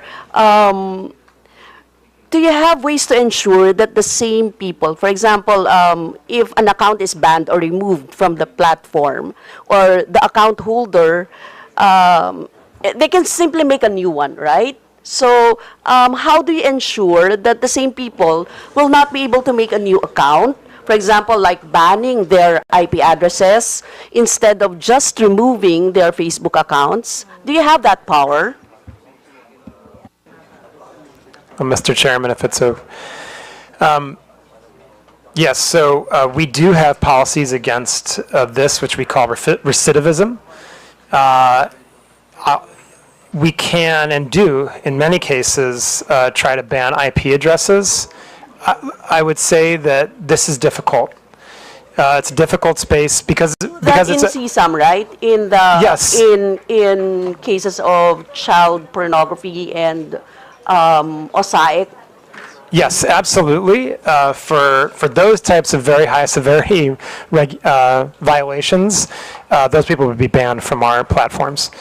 And we do our best to keep people off once they have been deleted. But what I would say is what we encounter are various levels of adversarial behavior. There are some people, including very well-financed criminal organizations, who are very determined to maintain a presence on our platforms, and that is a hard battle that we fight. We do our best. We continue to fight that battle every day. We do it with the help of our law enforcement colleagues in Philippines and around the world. But it's not always easy. We try to do our best we can. We have also new technology that we use. AI is incredibly helpful and a remarkably helpful tool. in helping us kind of try to. It's also a helpful tool for those who makes this. Yeah, we've talked a lot today about some of the potential harm of AI, but I think that what I would emphasize is that AI is also the best shield in many cases, right? We've developed AI technology to help moderate our platforms, both at the content level and, as you were talking about, the user level, for many, many years. You know, we're able to delete literally billions of accounts, like the ones you're talking about, because of AI. And so those are capabilities that we have. They're always turned on. They're always active.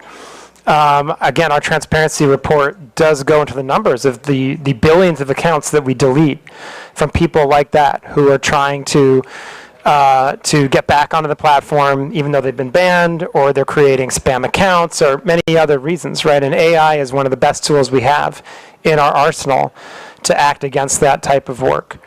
We're also in the process of looking at other technology, as we long have. You know, for recidivism, you referenced IP blocks. It is something that, like, there are cases where that's possible, but that's, again, difficult because there's technology that very well-financed people can use to even evade that, right? So this is an adversarial space in some cases, and we do the best we can working with our partners in government and law enforcement to keep people off the platform once they've been removed. Rob, do you want to? Sure, I'd be happy with the chair's indulgence to add some additional context to that. So when we're talking about the use of AI for detection for harmful content, the reason that north of 99% of child exploitation material doesn't make it onto our platform is because of things like machine learning, AI. The reason that the investment scam generative AI issue that was brought to my attention by the Presidential Anti-Organized Crime Commission the other day is no longer allowed on our platform is because we have fed that into our tooling so that it's no longer available. The reason it's a very big step for us to take an entire device offline is because here in the Philippines, there are still places where families share a single device, where internet cafes share a device. So we want to make sure we're still providing voice to people who are lawfully using the same device. We do, however, to your point, have certain absolute red lines. So a terrorist-related piece of content, CSIM, human trafficking. There's no warnings given to users on that. Their accounts are disabled when something like that happens. Or when they post content of that nature is what I should say. Thank you, Mr. Chair. Mr. Chair, may we be furnished a copy of the red tagging guidelines na lang? And for the guidelines that they use for determining fake news and the specific timelines for the violations, for example, of the community standards violation, how long does it take? Is that being addressed to Meta? Yes, Mr. Chair. We'll include that in the official communication. Yeah. Thank you, Mr. Chair. May I remind the interpolator, I think this would be the last interpolator because the... before we proceed, may I acknowledge the presence of our co-chair, Honorable Joey Aquino, and Representative Benya Abante. The Meta representatives will have to take their flight at 3 p.m. So can you make your questions concise? The next interpolator would be Honorable Roch Gutierrez. Thank you, Mr. Chairman. I understand the busy schedule that our resource persons have. I'll try to make it quick. Good afternoon to our dear resource persons. I'd like to direct my questions to the Meta while they're here. Mr. Chair, just very briefly, I hope you can bear with us. It's been, it could be confusing for us, especially. Ideally, we would be tackling this together with Google and TikTok. However, understandably, due to schedule concerns or for whatever reason, you've appeared separately. So we'll be going through this all over again. I hope you could bear with us. Before we begin, I'd just like to verify. So, Dr. Frankel, is it, Mr. Chair, to the Honorable Chairman, can you tell us what you do in Meta? Mr. Chairman, Congressman, I'm the Director of Public Policy for Southeast Asia. And you are based in where? Singapore. In Singapore. And you are part of Meta, the American company? So I'm an employee of Facebook Singapore PT Ltd. Meta Platforms is the American company. Meta Platforms is American company, the Singaporean company. And Mr. Abrams, to the Honorable Chairman, maybe know your position in Meta. So I'm one of the heads of law enforcement and national security outreach, handling a large chunk of Southeast Asia. My employer is the same as my colleague Rafi's. So likewise, based in Singapore. Also based in Singapore. Here in the Philippines quite often. Here in the Philippines quite often. And generally for Meta, although Meta Platforms, the American company, when they operate in Southeast Asia, they would do so through Facebook Singapore. Is that correct? Every country, sorry, Mr. Chairman, if it's okay. Congressman, every country has a different legal structure. Here in Philippines, we have a representative office of our Singaporean company. It's important to note that that representative office is not in charge of business or operations. It does not do anything involving content decisions, right? Those are really, again, those are undertaken by Meta Platforms. Mr. Chair, I'm glad you brought that up, and actually that would be my next question. So if you are representing Facebook Singapore, and you are doing these regulatory work in behalf of Meta Platforms through Singapore, I assume for Southeast Asia, what is it that Facebook Philippines, what do they do? If it's not anything to do with the support services or content regulation or the actual business of Facebook, Meta Platforms, sorry. It's actually very much about the business of Facebook. So we have sales and very robust sales and support team. Our public policy team, who's based here, while not involved in takedown decisions and data disclosure decisions, do work very closely with COMELEC and with DICT and with many NGOs. I think what we're trying to emphasize is that no decisions are made here.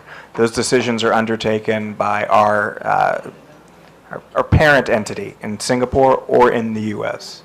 So this is really a sales and support office that exists here in BGC. I'd also say there are various programs that we run that are supported out of our Philippines office, including some of those I talked about earlier, which revolve around digital literacy. And the digital literacy programs with Digital Tayo that we've used to train over 6.5 million people. The digital entrepreneurship programs where we've trained over 60,000 micro, small, and medium-sized enterprises. Those are also examples of the type of work that our local team here has undertaken, and so forth. There's other examples. And Mr. Chair, just for the record, respectfully, sir, it's Meta Platforms, Inc. that controls all of our platforms. Okay. If that's helpful, Paul. Thank you for that clarification. And in fact, it is more helpful, so we have a better idea now. So Facebook Philippines is mostly in the business of, well, the business, which is sales, and I would assume this is advertising? Yeah, we're an ads-based business. So it's advertising. How about Facebook Marketplace? Is that also within the purview of Facebook Philippines?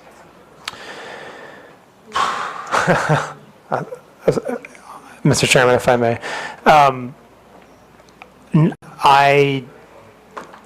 I want to check to make sure I get you the totally accurate answer, but I believe the answer is no. I think that Facebook Marketplace is, again, operated by the parent company in the United States, but I do want to qualify that by saying I definitely do want to check to make sure that's correct. Thank you. So I hope you understand where our confusion is coming from. So I would assume that Facebook Marketplace would be part of the business end of Facebook. So we would assume that that would be something within the purview of Facebook Philippines, considering that there would be regulatory requirements under the DTI and such. Mr. Chairman, if I may, this is where it does get a little complicated, right? I mean, to be clear, so there, there's no commerce that's taking place on Marketplace, right? And so but it doesn't mean that we don't comply with local law, right? We, as a global American company that lives up to the best legal standards in the world, we always want to comply with local law.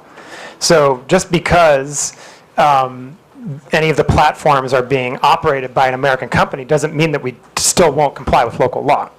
Yeah, Mr. Chair, absolutely agree with you, and we are not implying any disregard for local law, but precisely I think if you've been listening to our fellow colleagues here, what we're driving at is accountability, which goes beyond just the legal requirements. So I hope you understand where we're driving at this and why I'm asking these questions. We aren't implying that you aren't following local law. And in fact, we do appreciate all of these efforts that you've done above and beyond the legal requirements that we may have, such as your public outreach programs that you may have, and your facilitating the requests of some of our stakeholders in government. However, I hope you understand that what makes it very difficult for us is that when we have problems, it's very hard to reach Meta Platforms Inc. So understandably, we are of the position that if we have any problems or anything that we have to relay, we have to go through Facebook Philippines. But as you can see from our previous hearings, they've been tossing us around left and right. We go to Facebook Philippines, they tell us to coordinate, they have no involvement with Meta Platform Inc. We go to Meta Platform Inc. and they say that, no, we're an American company, we won't be going there. So we're now trying to understand, for our purposes in crafting legislation, what legislation can we make given the very specific, special structure that social media corporations tend to have. I hope you understand, because generally what we're trying to regulate here now is within the purview of publication, for example, media. But unlike media, which would operate specifically within a country, we're talking now about, a foreign entity that would now be in the business, not just of, public expression, but also the commercial side of it and advertising. As you said, you're a ads-based business. So now we'd like to just differentiate. So going back to my question, I hope you'd bear with that. So Facebook Marketplace is not with Facebook Philippines. Facebook Philippines deals with the public outreach programs that you mentioned and the business side. So anything that has support for the Meta Platforms Incorporated in relation to content regulation and, for example, double-checking terms of use, if compliance with terms of use, these are not within the purview of Facebook Philippines. That much is clear, correct? Mr. Chairman, if I may. Okay. Thank you, thank you, Congressman. And now I understand where you're going with these questions. So let me just clarify again. The platforms, whether it's Facebook, Messenger, Instagram, Marketplace, they are operated by Meta Platforms Inc. in the United States. So for the purposes of these hearings, we are the people that can come and address them. And I just want to clarify, and by the way, also, if you would like to have further discussions on regulation that you're considering, we're happy to do that. And I also just want to really, really clarify and emphasize a specific point. We always intended to come to these hearings. I really do want to make sure I say that and repeat it, because it's very true. We always intended to come to these hearings. We needed a little bit of time to make sure that me and Rob could get here. The other times, the dates we were given, there was just very short notice, and we had other commitments. We both have profiles that are regional. And so there was always an intention to come to this hearing and answer your questions and demonstrate the accountability, which we absolutely agree you deserve. We know how important our platforms are. We know that they service the vast majority of Filipino people. We know that they're used for commerce, for social connection, for business, for government affairs. We know how important they are. And we believe that we do have the responsibility to show up and answer these questions. I would also just point out there's a lot of other various forms of accountability that we have. We publish transparency reports that look at how many government requests we've acted on. We have 11 different channels for the government to report to us community standards violations or request data or any other problems that they're having, if there's account hacks or anything like that. There are 11 different channels that we have set up with various agencies of the Philippines government and law enforcement, we're accountable to every single one of those channels and agencies. And beyond that, I think that we try to do the best we can to answer the questions as forthrightly as we can, to explain, frankly, very complex and sometimes nuanced issues the best we can. And I'm always happy to do more of that. And if there are additional conversations we need to have on these topics, on regulation, we're happy to do that. I also just want to point out, and my colleague Rob has already done this, but I'll reiterate it. We know the election's coming. We have been preparing for this for a very long time. In the 2022 elections, Kamalek gave us an award afterwards for the collaboration that we had, and for the work that we did protecting the integrity of the elections on our platforms. We absolutely are doing that work again, and I just want to assure the committee that that's the case. Do you have anything you want to add? Mr. Chair, with your indulgence, yeah, I would just add, sir, and with a little bit of humor, but this is absolutely fact-based. My WhatsApp says otherwise in terms of an inability of Filipino agencies to get a hold of me. I think my last message last night before going to bed was a conversation I was having with NBI. If you're having an issue getting a hold of us, I think that's something we can pretty easily remedy. The point being, however, that MPI, Meta Platforms Inc., operates the platforms. Our office here is happy to help coordinate with Rafi and I, others based in Singapore. It occurs to me, while I have the privilege of being in this chamber, I've appeared in the Senate many, many times, so I am grateful for the opportunity to be in the House today. To your point, it is my first time here in the House, but I've had the privilege of representing MPI, previously Facebook, here in the Republic of the Philippines for over 6 years now, and I hope that our relationship simply continues to grow stronger.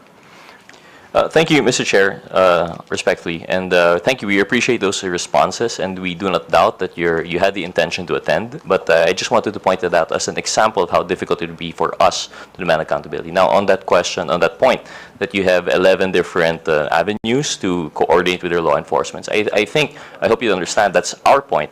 These 11 different avenues are going straight, I'm assuming, to either Facebook Philippines or Meta Platforms Inc. Is that correct? You're saying that these 11 avenues are going directly to you, right? Through your WhatsApp personally, and you are No, sir. I apologize. Mr. Chair, if I may, I apologize for breaking etiquette there. The daily sort of informal interactions that I have with the many alphabet soup agencies here represented, and I say that as someone who 6 years ago would be on that side of the table, your side of the table. Those are not the formal reporting channels. Right. The formal reporting channels go to our content review teams based either in Singapore or the United States.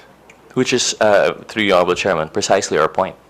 The content regulation is not being done by anyone legally accountable in the Philippines. All of these avenues of recourse that you're giving our law enforcement agencies, they have to go to either Facebook Singapore or Meta Platforms Inc. Or, in fact, Facebook Singapore will only serve as a coordinating office to Meta Platforms Inc., if I'm understanding this correctly. So, can you just correct me if for this statement, that if Facebook Philippines does not control the platform, there is no Meta-affiliated entity directly accountable in the Philippines? Mr. Chairman, if I may, we're specifically talking about content, then again, the platforms are operated by Meta Platforms Incorporated in the United States. Precisely. So there is no Meta-affiliated entity responsible for the content regulation in the Philippines. Correct. There. Thank you. Thank you for that. Thank you for clarifying, because it seems to us that for us to craft meaningful legislation, we have to take into consideration the fact that there is no legal entity here.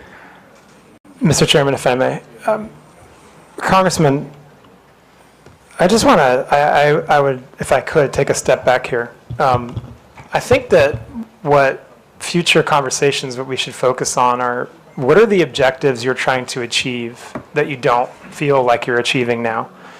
I think that we have seen similar requests in other countries, which emphasize a similar point that you're making here. But, I think we've proven through our collaboration that Rob has with law enforcement, through the collaboration that my teams and our other teams have with the government, with the ICT, with Kamalek, that we are extremely responsive, that we get to the important things quickly, that we act on reports from the government and good faith trusted partnerships that we have in the country. And so I think that, as a global platform, we have to have global systems in place. There's no other way we can operate it at the scale of 3.2 billion people every day. So if there are specific issues that you feel like we need to address and do better, let's absolutely collaborate to address those issues. But I can say, and I feel very confident in saying, there's an immense amount of connective tissue between Meta platforms and all the platforms we operate and the companies that are incorporated under Meta platforms and the Philippines government as a whole. And that relationship that is broad and deep, both, has produced very strong results in terms of collaboration and in terms of removing harmful content, in terms of addressing misinformation. And as I mentioned before, when it came to the last round of elections, it even produced an award from Comelec. And so I think we feel pretty confident that we have the right structure in place. But if there are specific issues that you'd like to address and specific regulations that you'd like to work on, we are very happy to sit down and talk to you about those. Thank you, through the Honorable Chairman. We appreciate that response, but as we mentioned, what we're trying to come up with here is meaningful legislation to curb fake news and misinformation. So while we do appreciate that Meta Platforms Inc. and Facebook Singapore are very responsive, what we're trying to do here is to come up with, of course, you have to understand, we're not only dealing with Meta, we're also dealing with Google, we're also dealing with TikTok, ByteDance, right? So we're trying to come up with meaningful legislation that can consolidate our issues with all three. So while we do appreciate, again, it bears repeating that we appreciate the responsiveness of Facebook Singapore and Meta Platform Inc. through your respective offices, it doesn't skirt the issue for us that there is no baseline legal responsibility within the Philippines. There is no Meta-affiliated entity within the Philippines. And that's what I believe makes it hard. To just drive that point, perhaps, Mr. Chair, I'd like to make a quick side question to maybe one of our officials from the CICC. For example, to our CICC, when we have requests for takedown from Facebook, what is the general turnaround time? First and foremost, do you acknowledge that Facebook is very responsive in your requests? Yes, Your Honor. So they are very responsive, and that, again, we do not doubt that. But what's the turnaround time? Is it fast? Is it slow? Usually, it will be from 6 hours to 24, most of the time. And in 6 hours to 24 hours, that would be sufficient time for something to go viral, correct? That's very correct. And by then, usually the damage is done, especially when we're talking about public reputation. Yes, Your Honor. So I think, thank you for that. So I think that's what we're trying to drive at here. We're trying to work with a system that would make it easier for coordination, but that's besides the point right now. Moving on, since we're beyond already the structure, we understand that the Philippines, there's an acknowledgement that there's no Philippine-based entity. I just want to go back to something you were discussing with Congresswoman Castro, that you said that there was a side-by-side, these working in parallel. You have the fact-checking, and you have, what was the other system that you have in place, sorry? Community standards. Yes. Community standards. So community standards would be the more general approach, right? This comes into the general terms of use of your platforms, while misinformation is more specific. Is that correct? If I may, Mr. Chair. Okay, so the community standards, yes, you can look at them as they're not exactly the terms of service. That's a different legal term. But the community standards are the policies and the rules by which we moderate content on our platforms, right? They're the rules that say this is allowed on our platforms, this is not allowed on our platforms. The rules we have around misinformation are part of the community standards. I think the distinction I was trying to make with the Congresswoman earlier is that when it comes to misinformation, because we believe that it's really third parties that are the ones that are most capable and most appropriate to determine the veracity of information, there is a parallel system that we have in place, which is the third-party fact-checking system, right? And that system is in place, and those fact-checkers can proactively act even without any action on our part. They can act if we send them content that we want them to review from misinformation, but they can also act on their own if they think that there's a piece of misinformation that's going viral and could potentially cause harm. That's what I was trying to distinguish between.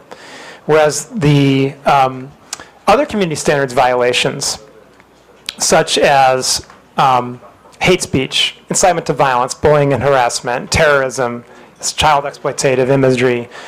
Those community standards, those would be looked at by our content moderators, right? And who will make a determination about whether they violate the community standards or not, and therefore are removed or not. And I think Rob would like to add to that. Your point, Mr. Chair, if I may, your point is very well taken in terms of how the internet works and virality, and we've all seen how that works.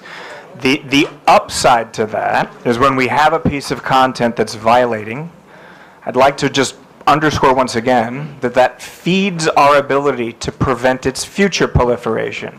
So just by way of example, for something that's a very non-controversial sort of content subset, so terrorism-related content and child exploitation-related content, every piece of video or every photograph that's uploaded to Instagram or to Facebook is compared against an enormous bank of hash values, digital fingerprints, if you like.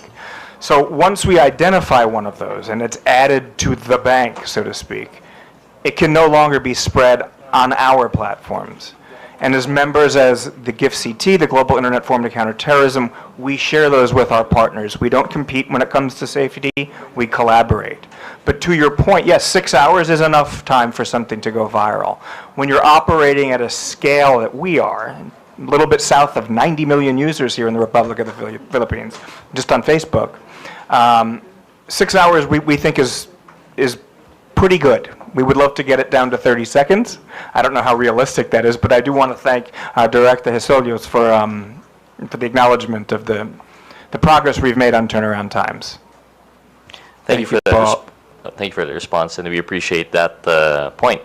And I stand corrected. It's not just the terms of use. It's terms of use and community guidelines, which are two different things. But in general, these are the two pillars on which you would base that one part of the parallel operation in screening, and then the other, the misinformation, would be more specific, if I understand it correctly. So in relation to that, if we're talking about response times, and going back to the question of the representative process, I believe, so is there a pre-posting screening mechanism? Because, for example, what we've learned from ByteDance is that when you post a video, there's like this buffering, which isn't actually required to post their videos. But during that time, they're already screening it amongst, like you said, it's probably a digital bank of other prohibited content before it gets posted. So is that the same with Meta? Mr. Chairman, if I may. Yes, we proactively screen content. Every piece of content that's posted on our platforms is going to go through some type of automated screening. Yeah. Every piece of content will go through some type of automated screening. It does not mean that our screening is perfect, and I do want to emphasize that, right?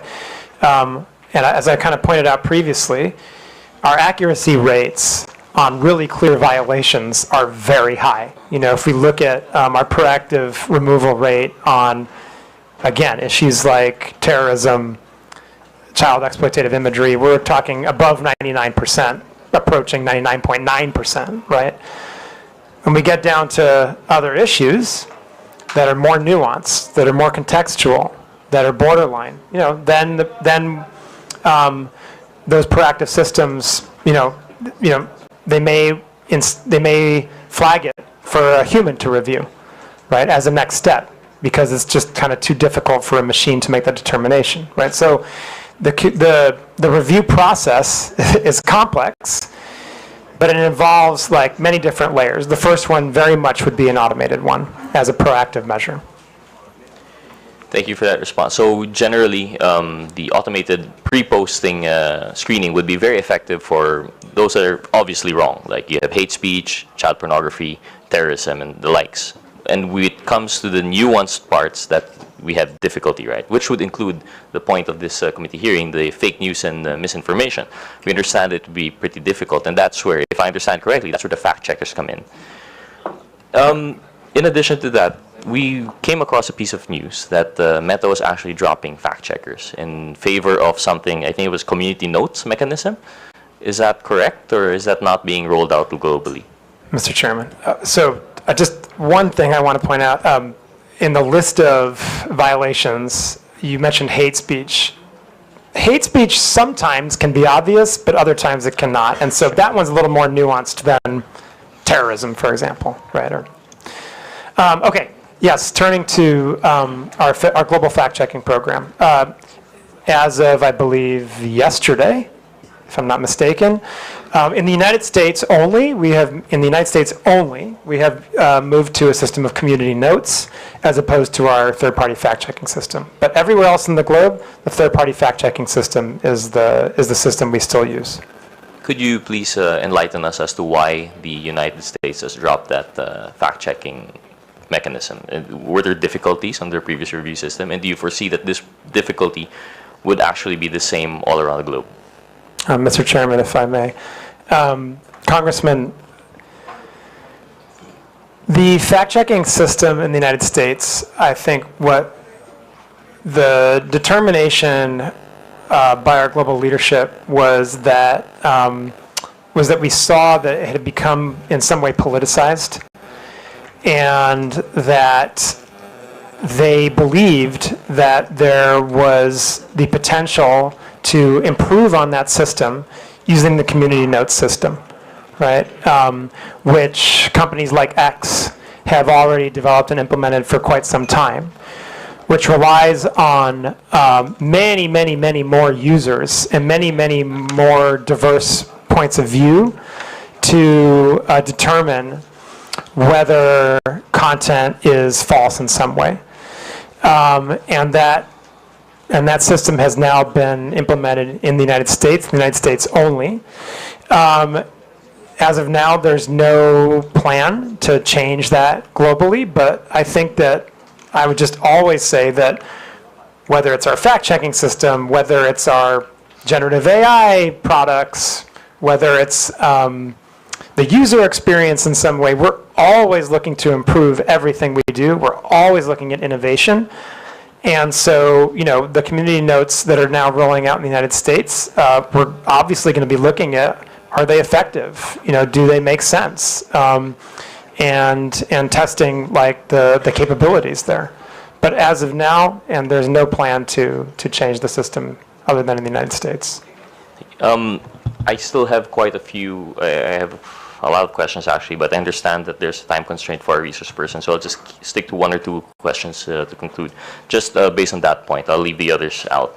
So when they drop the fact-checking, I know it doesn't apply it here, but we'd like to know the possibility of, if that were to be implemented here, we'd want to know what we're working with for our legal framework, right? What laws that we might come out with in relation to that. So if you are dropping fact-checkers and it's community-based, this would now be more in line with the reporting system that you already have. So it's going to be it's going to be based on user feedback. And how do you differentiate authentic user feedback from, for example, what we're really fighting here are the trolls? I mean, that's one thing that we can agree is very morally wrong and misleading.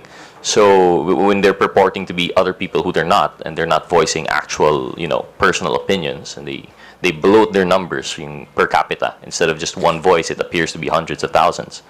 How do you now balance that when you drop the fact checkers? Mr. Chairman, if I may. Congressman, first of all, any type of inauthentic behavior is prohibited on our platforms. Any type. You have to be your authentic self on our platforms. And it's especially, and I would say that in the case of any kind of coordinated inauthentic behavior, that can rise to the level of what we would call network disruptions, with my colleague Rob described earlier in our presentation, and how we treat those types of abusive networks. To your question specifically about community notes, I need to be very honest. This is a very new program that we are running, and I just don't feel qualified to completely answer the question about how it works, as it's only rolled out, I believe, yesterday. I feel very qualified to answer a lot of other questions about these issues, but on that one, I think we just have to come back to the committee. If you have specific questions, I think that the chairman and the committee are putting together a list of follow-up questions, and we'll be happy to try to address that one as well. Thank you. Just one last question to the Honorable Chairman, if there are resource persons could oblige, because you already mentioned that in Facebook you only allow your authentic self. But anecdotally, that isn't the case, especially here in the Philippines. I don't know if it's the same outside the Philippines, but if you've been monitoring, one of the issues that we have are these massive troll farms in which people purport to be other people, and precisely to bloat out their, public, in order to shape public opinion sentiment. So what measures do you have to ensure that? Is it possible to implement something in which, truly, not just, currently, if I understand it correctly, the closest that Meta has come to identifying authentic users would be phone numbers. By requiring phone numbers as a two-factor authentication, ideally it's 1:1, but we've passed the SIM registration bill. It's now a law.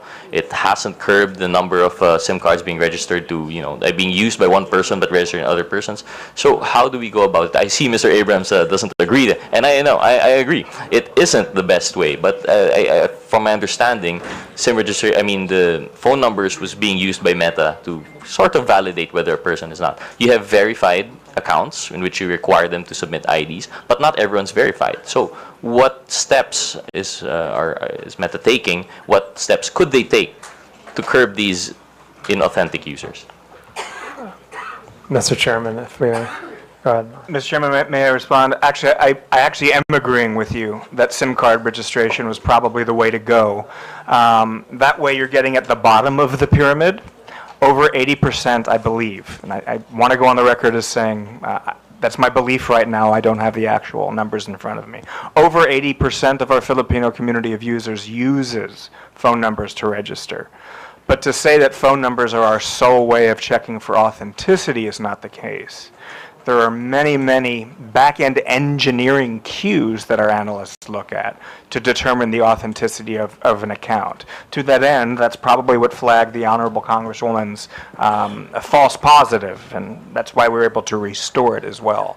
But to go into too much granularity as to the cues we use would give bad actors an advantage. So perhaps an executive session with your good office would be in line for a further discussion on that, Bo. I would just if I may add, the inauthentic behavior.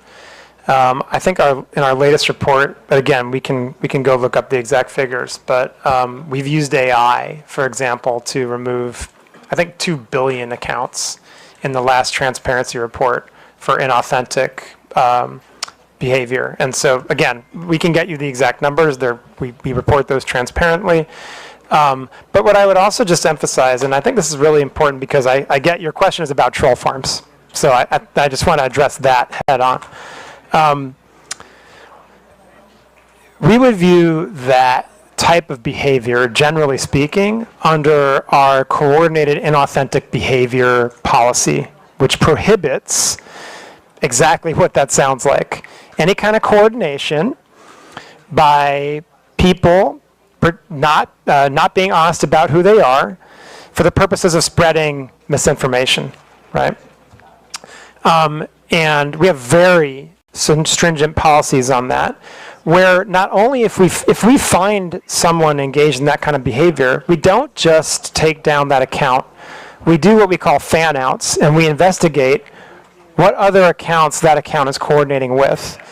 And that is what leads us to undertake much larger network disruptions of accounts that are coordinating in abusive behavior on our platform.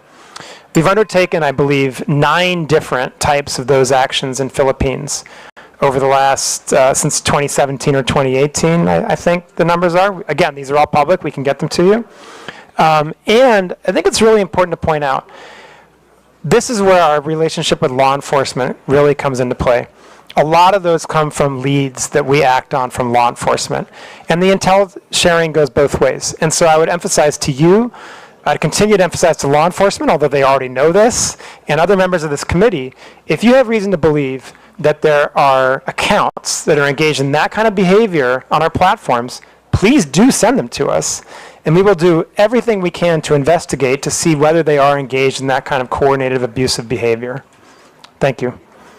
Thank you to the Honorable Chairman. Actually, if you had the time and you stuck around with us, I think you'd see through our other resource persons in questioning later on that it is, while we do appreciate that you have the guidelines and the protocols in place, it doesn't seem to be all that effective. I understand the scale that you're operating, perhaps it's very difficult, but at least in the situation here in the Philippines, you'd see later on that it's very difficult. But I understand with the time constraint, I actually still have more questions, but given that we wouldn't want you to miss your flight, so I'll be yielding to the next interpolator. I'd like to thank Dr. Frankel and Mr. Abrams for their time today. Thank you very much, Mr. Chair. The last interpreter on the Meta issue, Honorable Romeo Acop, you have the floor. Thank you, Mr. Chair. Before I proceed, Mr. Chair, I'd like to briefly manifest that the absence of a clearly accountable and empowered Meta entity here in the Philippines is a crucial issue. And I hope the Meta people would agree with that. As we have heard, Facebook Philippines does not control the platform, nor does it handle content regulation or policy enforcement. This makes it difficult for Filipinos to seek timely and effective recourse when harm occurs online. That is why we are exploring the idea of requiring accreditation or registration for social media platforms operating in this country to ensure that there is a readily accessible, responsible point of contact that understands and complies with our laws. It's a matter of accountability, Mr. Chair, not just for regulation, but for the protection of the Filipino people. And may I proceed, Mr. Chair? I'll touch on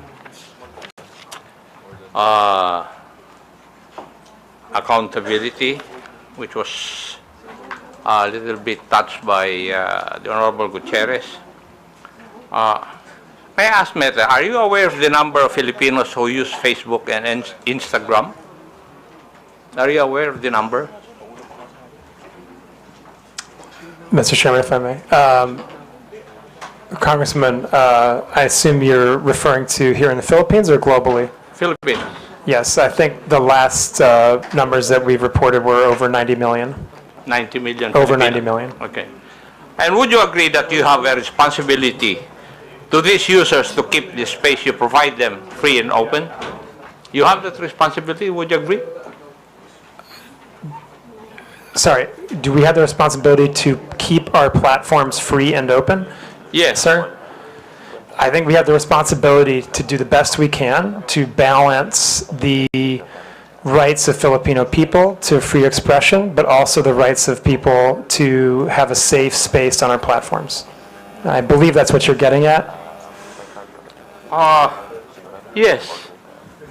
And because of such, the posting of false information and misleading news, the content that harms not only the subjects of the questionable post, but also the public trust in state institutions should not be tolerated. Would you agree with that also?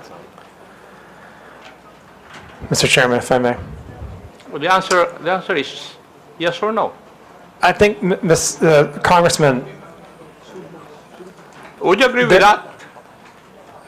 Congressman, when I want to answer this question carefully.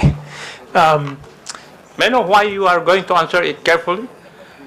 Sir, yes, absolutely, sir. I want to say that when we come to topics like misinformation, there are different interpretations of that.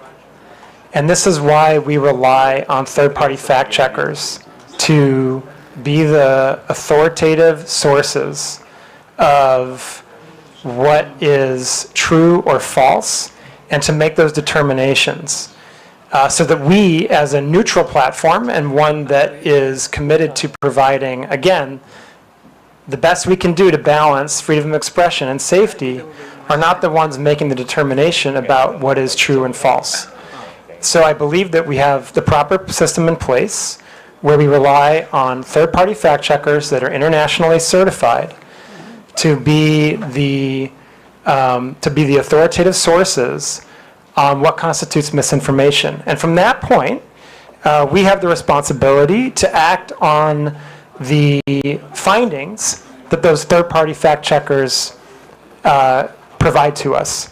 And if they provide us the finding that that's false, then we do have the responsibility, and it is in our community standards, to make sure we've reduced that distribution of the content and properly labeled it, so anyone seeing that content knows that they are viewing something that is false and that they can access the authoritative source of information so that they can understand what the real situation is.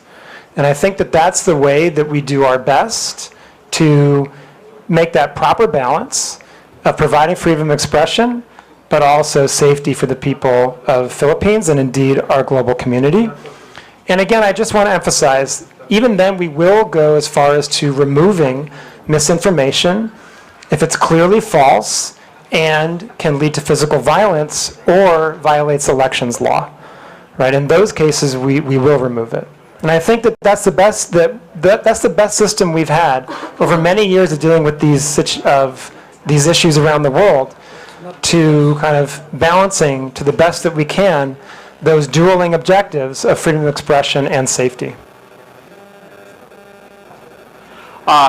Thank you, Doctor. But my question was very simple, whether the posting of false information or misleading news content that harms not only the subjects of the questionable post should not be tolerated. It's answerable by yes or no. Should this not be tolerated by platforms? Yes or no? But, Mr. Chairman, if I may. But Congressman, again, I want to just emphasize the point that people disagree. We're in a world right now when people disagree on what's true and what's not true. Are you trying to tell this committee that you do not agree with that? I'm trying to explain to the committee, Mr. Congressman, that the approach we have is based on remaining a neutral platform that tries our best in very difficult circumstances, in very robust democracies like the Philippines, where there are very charged political debates going on. We do our best to balance freedom of expression on the one hand and safety on the other, and that our view on the best way to do that is to rely on third parties to make the determination when it comes to true or false or somewhere in between. And we think that that's the best way forward. And Mr. Congressman, actually, I would say, I don't think you necessarily want us to be the ones that determine what's true and false. I don't think you would want us to undertake that kind of that kind of power, basically. I think that, this is, in a democratic system, this is kind of the best balance we can possibly strike when it comes to how to moderate these types of issues on our platforms in the type of context that we have in the lead up to an election, for an example. And I would just note again that we take our content moderation very seriously. We take our fact-checking program very seriously. We have 11 different channels between the government and our platforms to address any type of misinformation or other harmful content. We undertake network disruptions if we see that there's a coordinated abusive pattern when it comes to misinformation or disinformation or any type of foreign interference. And as a result of that, and I would just, again, in the last election cycle, we were given an award by Comelec for this work. And so I just have to continue to lean on that posture and on that approach as the best way that we can support the community that we have here in the Philippines. Thank you. But as we have discussed earlier, that there are systems and controls in place to remove posts that violate community guidelines. So we can both agree that some posts do not belong on the platform. Yes, we can absolutely agree. We can absolutely agree on that, yes. You can agree with that already? That there are some posts that don't belong on the platform? Yes, absolutely. And as the platform itself, you would take action to remove this post? Yes, sir, that's correct. And if they violate our community standards, we would remove them. Yes, thank you. And therefore, it's fair to say that the platform has a duty to prevent the spread of such posts because they can cause harm. Would that also be correct? Mr. Congressman, we have a duty to act on content that violates our community standards, and in some cases, specifically if it violates local law. No, Doctor, my point is that you have a duty to prevent the spread of such posts because they can cause harm. That's the gist of my question. We have a duty to remove posts that we're aware of that violate our community standards, yes. Thank you, Doctor. Now, could I say that you recognize that Meta bears some responsibility for what is shared and posted on Facebook or Instagram? Mr. Chairman, if I may. Sir, every individual user bears the ultimate responsibility for what he or she posts on our platforms. I think that it's important to underline that That's point. a given. That's a given, okay. Now, Right. what That's I'm all. asking is whether Meta bears some responsibility for what is shared and posted on Facebook and Instagram. That's So- my question. Yeah, so what I would say is, we absolutely... Do you? Yeah, sir, if I may, we very much believe that we have a responsibility to provide a safe platform for our users around the world, including in Philippines. That's your obligation. But my question is, would you bear some responsibility for what is shared and posted in your platforms? Yes or no? It's a very simple question. Sir, I just want to be really clear about this again, okay? Our responsibility is to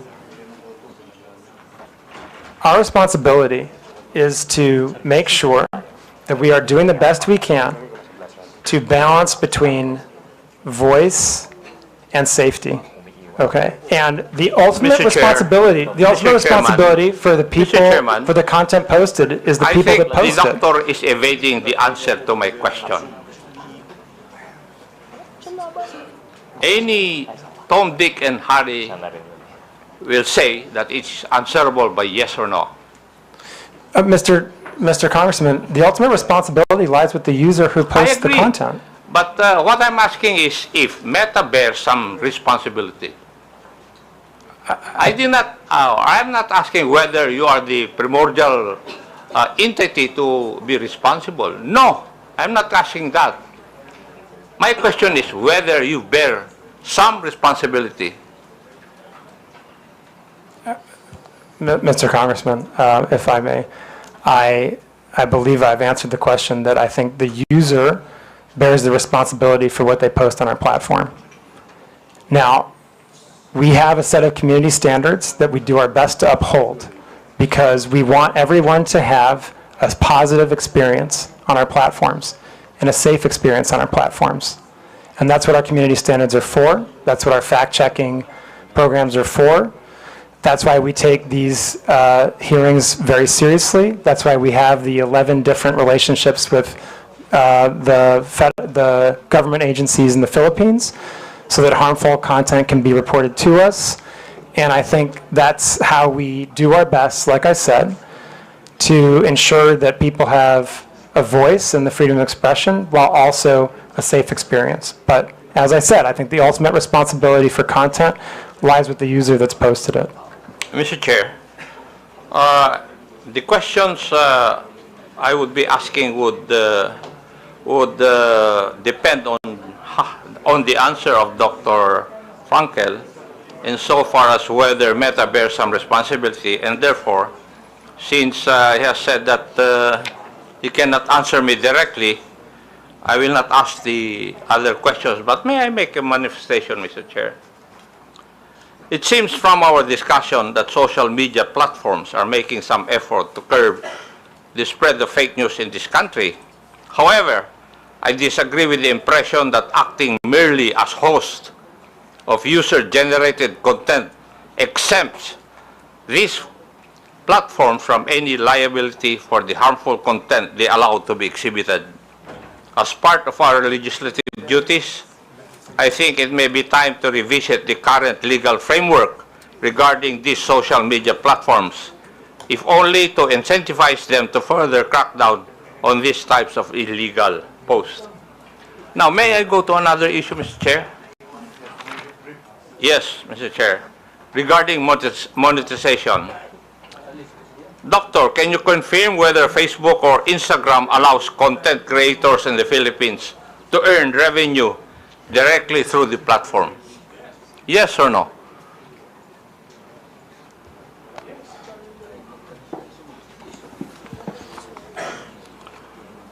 Congressman, I believe the answer is yes, but I want to make sure to check on that. I believe we have content creators that can monetize on our platform in the Philippines, yes.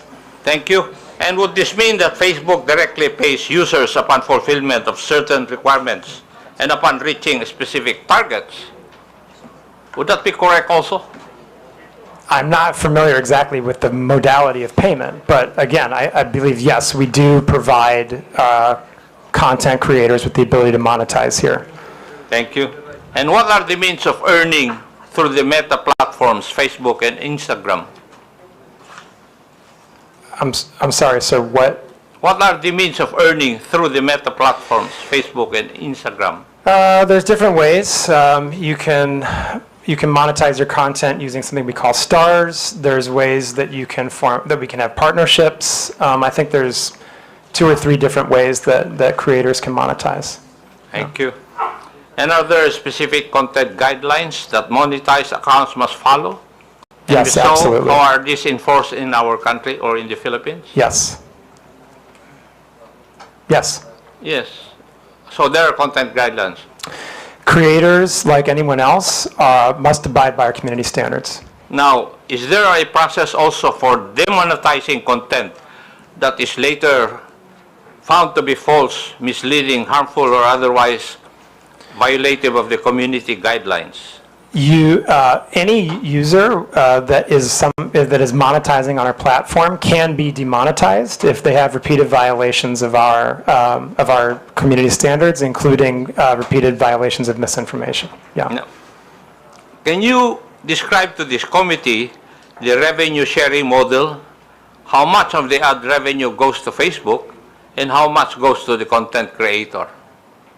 Sir, I honestly don't know the answer to that. I'm happy to provide that if we can take that under question to come back to the committee. And who would be the proper authority from your group to answer that question? We can come back to you on that. There's a few questions I think that we're going to put together as part of the follow-up to this, and we can happily add that as one of them. Thank you. Now, my last question. How does Facebook ensure that creators don't exploit the algorithm by posting inflammatory or misleading content just to gain more views and earnings? Mr. Chairman, again, if I may, as you pointed out, sir, we have policies that will demonetize pages if they engage in repeated violations of our community standards or if they engage in repeated instances of misinformation. For curiosity's sake, can you provide data available on how much content creators in the Philippines have earned through Facebook's monetization programs over the past years? Mr. Chairman, I'm sorry, I do not have that data. And who would have that?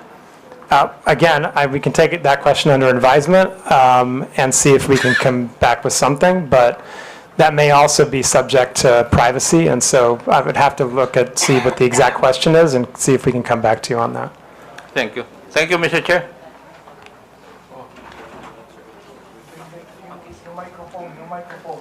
Pakipatay. Thank you. Okay, for a last manifestation, you're given 5 minutes. Honorable Abante. Mr. Chair, thank you very much. I really would like to ask some questions, but I'm not going to ask any questions anymore. But as I listen to your explanation, I begin to realize, and I don't understand what Meta actually is, all right? I have to admit I'm ignorant of what you're trying to do. But I would think, Mr. Chair, that Meta is a regulatory agency because you have community standards. Content and accounts that violate our community standards, including harmful misinformation, and you remove it. And you're not telling us that you have, in a way, a responsibility to do it. You have, because you are a self-regulatory agency of your company, of Facebook. Now, Mr. Chair, I'd like to ask if Meta could be able to provide us a data of whatever your community standards are, because we don't even know. We'd like you to give us a data of what you mean by harmful this misinformation. I'm not going to ask this question anymore because I know you're going to answer us with a lengthy statement, but just give us a data. What do you mean? Guidelines. What do you mean by community standards? What do you mean by harmful misinformations? Just give us the guidelines for that. Can you do that, Mr. Chair? Mr. Chairman, if I may. Congressman, our community standards are publicly published and available in Mr. Chair, I'm asking that you give us the data. Not being able to see it on public. We would like to ask you to give us the data. Anyway, Give us the guidelines for your community standards. there are many requests as per interpellation from the different congressmen. So we will incorporate all these requests, requesting data. Thank you. Including your Guidelines. request regarding the community's standard guidelines. There was a request also from Arlene Brosas. So we will incorporate this on our official communication, and hopefully you'll also to give us a feedback. Just one thing, Mr. Chair. Comparing the Philippines to different countries, do we have more misinformation here and violation of community standards? Do we have more of that than any country in the world? Do we have more? Mr. Chairman, if I may. Congressman, I think that I would have to go back and look at the statistics, but we publish our transparency report on community standards enforcement every 6 months. And our fact checks, again, are also very transparent. That information is publicly available, as is our community standards. All the information that you've just requested is publicly available information. So, Rob, Thank do you. you want to add Thank you. anything? You're asking, with your indulgence, Mr. Chairman, you're asking, obviously, Congressman Abante, a very important set of questions. The first thing I would say is just to reiterate, our community standards are readily available online. Number two, they're iterative. So in our consultations with your government and many others, they're revised with a lot of regularity. A lot of what we do is self-regulation, to be fair. But here in the Philippines, sir, if I may, we not only consulted with, we agreed to lots of legislation that has placed on us turnaround time burdens when it comes to certain types of harmful content, data disclosure burdens, not burdens, but obligations that we've agreed to, and we're beating turnaround times. We are largely compliant with data requests. I would hope, and I wouldn't dare speak for the law enforcement community here, but I would hope that they would agree that we are amongst, if not the most forward-leaning when it comes to protecting our Filipino community of users. And I absolutely think I understand that we're in the middle of an election cycle.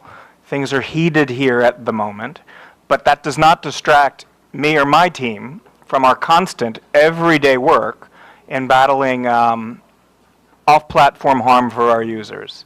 And not everything we do is self-regulating. We do a lot to follow local law. And reasonable people like myself in your good office, we're going to have disagreements along the way. I think the point is to keep these dialogues open.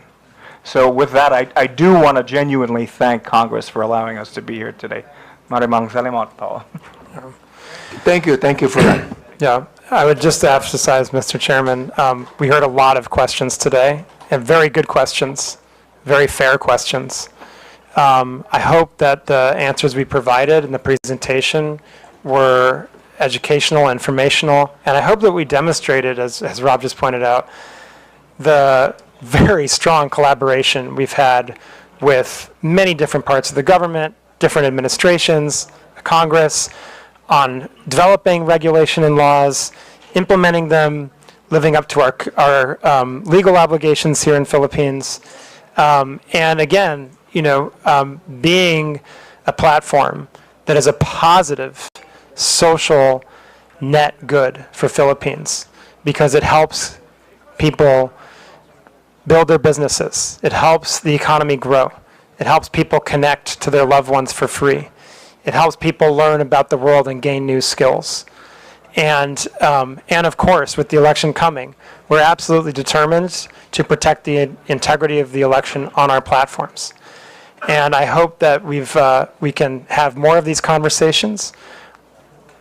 Congressman, we're very happy to sit down and collaborate on additional regulation if you feel it's necessary. There's a number of different examples of how we've worked with Congress over the years. Most recently, for example, on the Internet Transactions Act.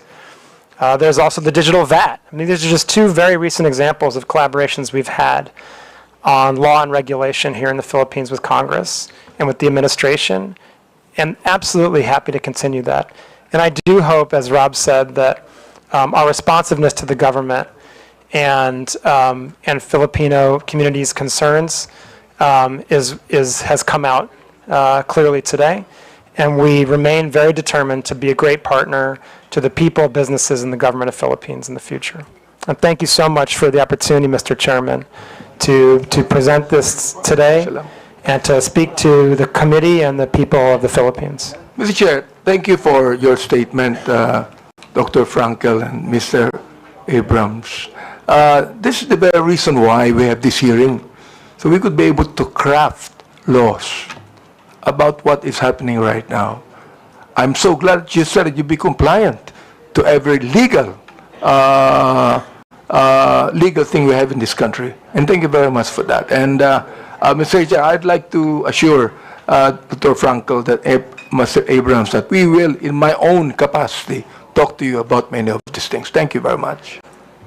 Actually, we still have many questions to Meta, but unfortunately, because of time constraints, we cannot do so. So in behalf of the committee, Dr. Frankel, Mr. Abrams, we would like to thank you for attending the hearing. You are now excused. It's already 1 p.m. You go direct to the airport. You might miss your flight. Thank you very much. Thank you, Mr. Chairman. Thank you, committee. The chair acknowledges the presence of Senior Deputy Speaker Aurelio Dong Gonzales, Honorable Ernesto Junicio Jr., and present online, Honorable Arjo Ataide, Honorable Jonathan Flores.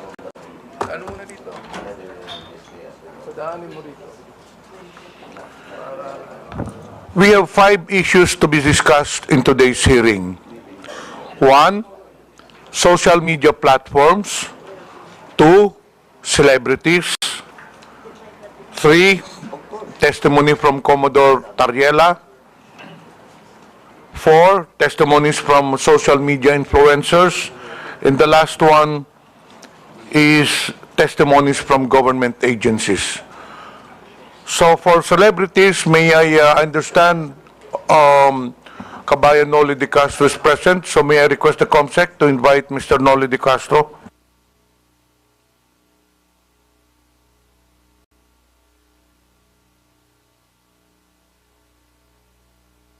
COMSEC, pwedeng maimbita natin si Mr. Noli de Castro so that we will have an orderly hearing and a smooth flow of discussion.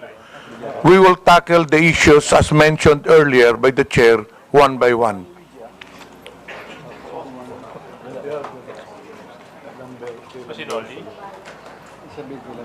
COMSEC, I understand, I was informed earlier that Mr. Noli de Castro is in the holding room. Yes, sir. This one is waiting. Okay. Vice President. Can we invite them?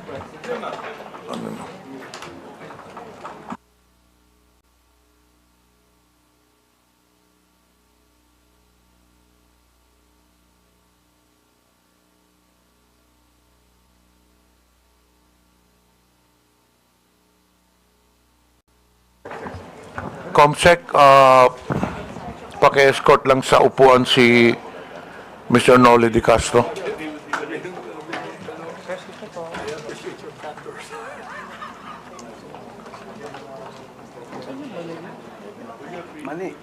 Thank you, Kabayan Noli, for attending the hearing. We will give you an opportunity if you would like to make an opening statement.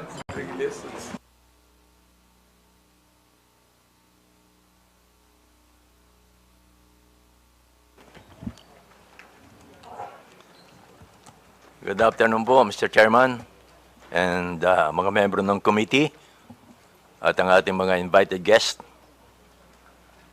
Kanina po nanonood ako doon sa loob ng hearing ho ninyo. At sinusuportahan ko po itong initiative ninyo na labanan ng mga fake news. Kasama ho kami dyan. Yung mga misinformation at saka disinformation. Kasama na rito po ang deepfake. Naging biktima rin ho ako niyan. Marami sa aming mga broadcaster.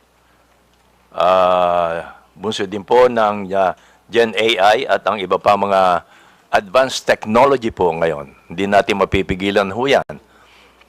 Kanina, I'm sorry, hindi ninyo napag-usapan sa Meta yung advanced ng technology.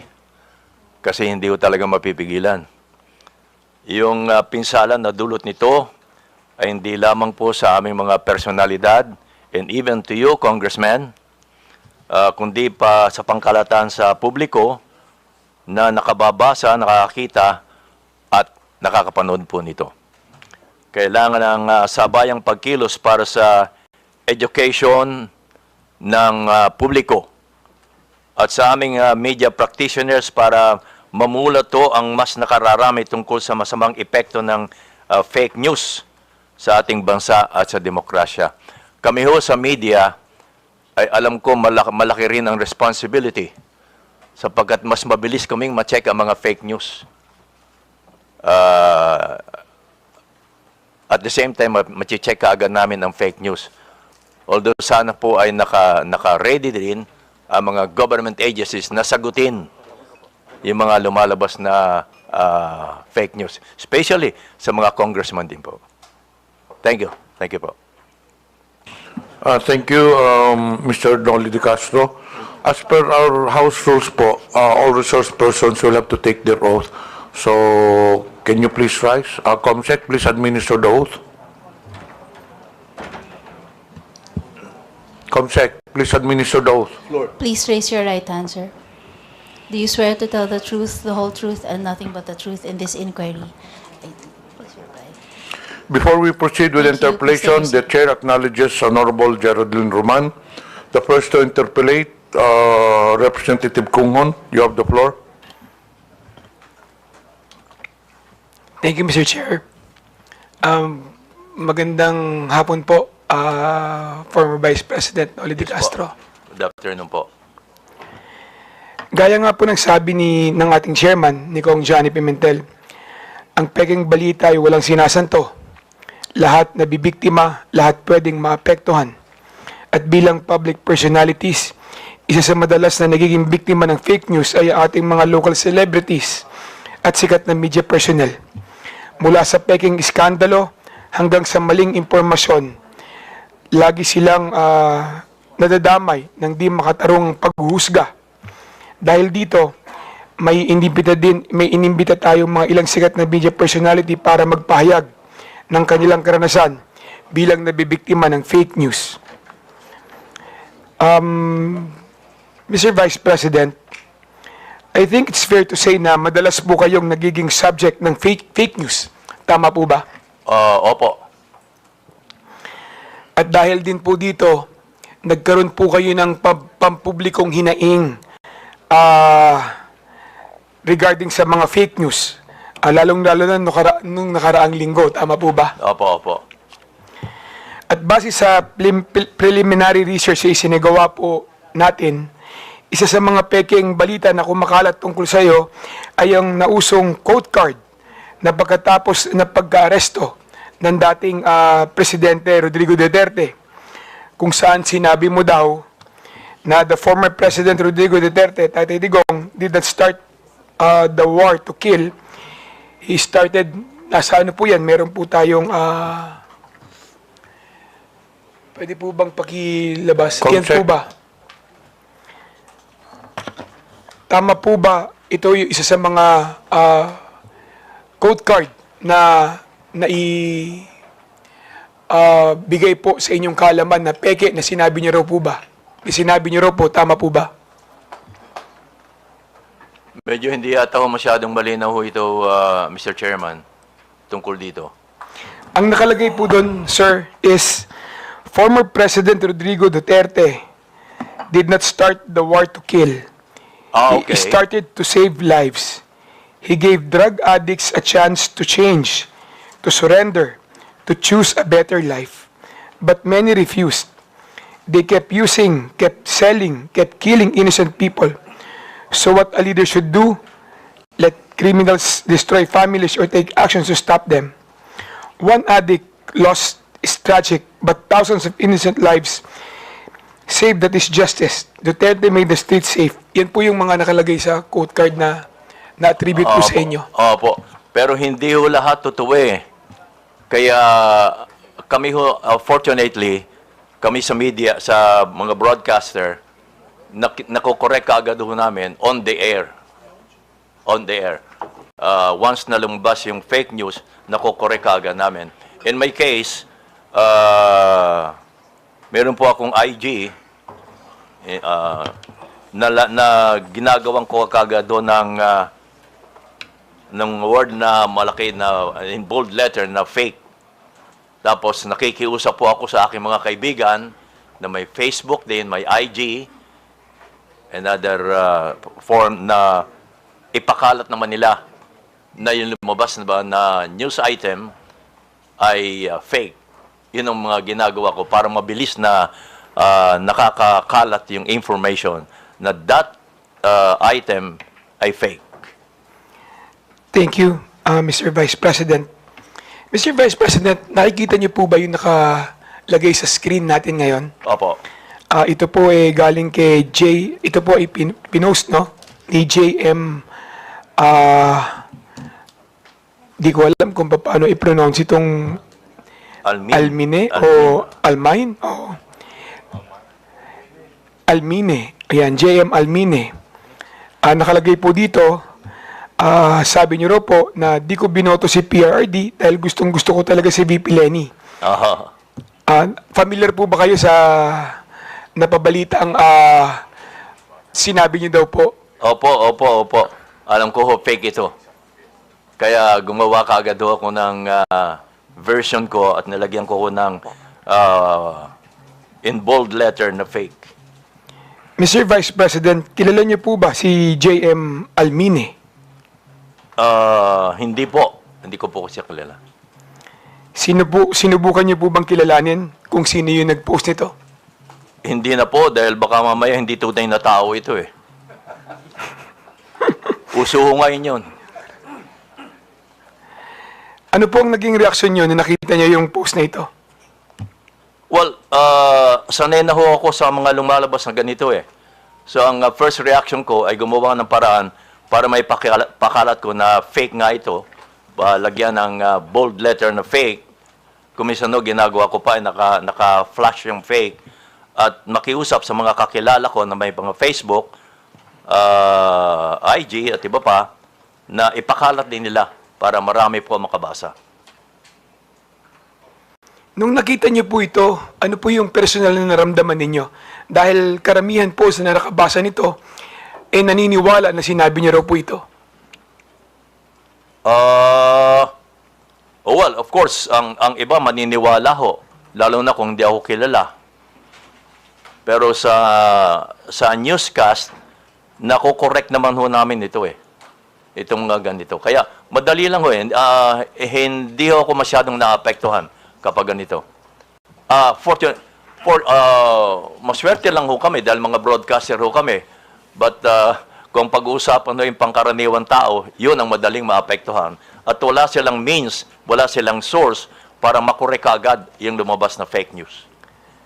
Mr. Vice President, pagkatapos po kumalat itong mga fake na quote card na ito, madaming organisasyon ang nag-post at nag-fact check din ng balita na ito. Alam niyo ba kung ano-ano yung mga organisasyon na ito tulad ng ABS-CBN Fact Check, Opo, meron po kami ganon. etc.? Opo, meron po kami ganon. Ang ABS-CBN may fact check at inilalabas po namin yan sa TV Patrol. Yung mga fina-fact check po namin. Sa inyong personal na opinion po, Mr. Vice President, nakakatulong ba sa pagtigil at pagkalat ng fake news ang pagpa-fact check ng ABS-CBN, Rappler, Verifiles? Nakakatulong po ba ito? Well, nakakatulong ho, pero hindi ko alam kung ilang porsyentong naitutulong nito. Pero nakakatulong ho. Definitely. Thank you. Sir, isa na naman pong balita na kumalat sa inyo ay yung pagkakadulas ninyo. Naalala niyo po ba ito noong 2021?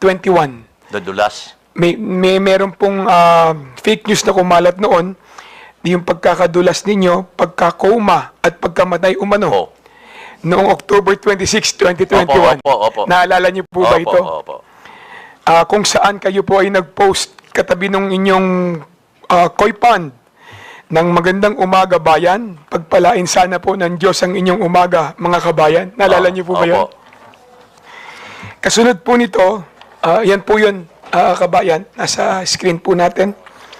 Kasunod po nito ay nag-post kayo ng isang video na may caption, miss ko na po kayo mga kabayan, abangan. Opo. Naalala niyo rin po yun. Pati po ang inyong anak na si Madam Kat de Castro ay nangangailangan pa mag-post upang patunayan na ang balita na yon ay fake news din sa inyong pagkamatay. Kaya ang sabi niya, "Hi everyone, my dad's absolutely fine. We just had dinner." Ang post ni Madam Kat de Castro. Opo. Ano po ang inyong reaksyon nung nakita niyo na may kumalat na kayo ay pumanaw na? Well, sabi nga ho nila, kapag kayo nabalita na patay na kayo, ay masahaba ang buhay nyo. But isa pa ho, sabi ho namin kami mga personalities, bad news or good news ay publicity pa rin ho. Kaya kung may ganyan, ay pag-uusapan pa rin kayo. Pero may mga news naman na medyo masakit na. Lalo kung affected ang ating bansa, Kung ako lang, okay lang 'yon. Pero pag affected na ho ang bansa, iba na 'yon. Mr. Vice President, yung mga tao sa paligid nyo, yung pamilya nyo, naapektuhan ba sa fake news na ito? Medyo ho, mas una silang naapektuhan kapag may mga fake news na involvo ako. Naniwala ba sila agad nung nakita nila yung balita na yan? Ay hindi ho, dahil alam mo naman nila ang nangyayari ho sa akin. Kaya hindi sila naniniwala kaagad. Kaya lang, nag-worry lang sila. Sir, yung mga taong hindi mo naman personal na kilala, tulad ng karamihan na yung mga viewers, na yung mga fans at supporters, ano ang naging reaksyon nila sa balita na yan? Well, ang nababasa ko lang ho, hindi rin sila naniniwala. Yung iba naman, nagko-condolence na. Lumabas ng balita na ako'y patay na. So, sinasagot ko sila, hindi ho, buhay pa ho ako. Yung mga ganon. Sir, sinubukan niyo po bang alamin kung sino yung nagpalaganap ng fake news na ito? Gusto ko ho lang alamin, pero wala akong means na alamin kung paano Kung ang meta nga, walang masyadong means para alamin Napansin ko kanina sa tanong nila, Congressman Gutierrez Sir, ni-report niyo po ba yung fake news na ito? I mean sa Facebook, sa Meta? Hindi na po. Hindi na po. Lately ko lang nalaman na kinakailangan pa palang i-report mo para umaksyon mo sila. Kailangan pang i-report. Actually, pagkatapos nung kumalat na kayo ay pumanaw na, marami din po ang nag-fact check, no? Na organisasyon para siguraduhin na may tama yung kumakalat sa inyo na balita na kayo ay pumanaw na.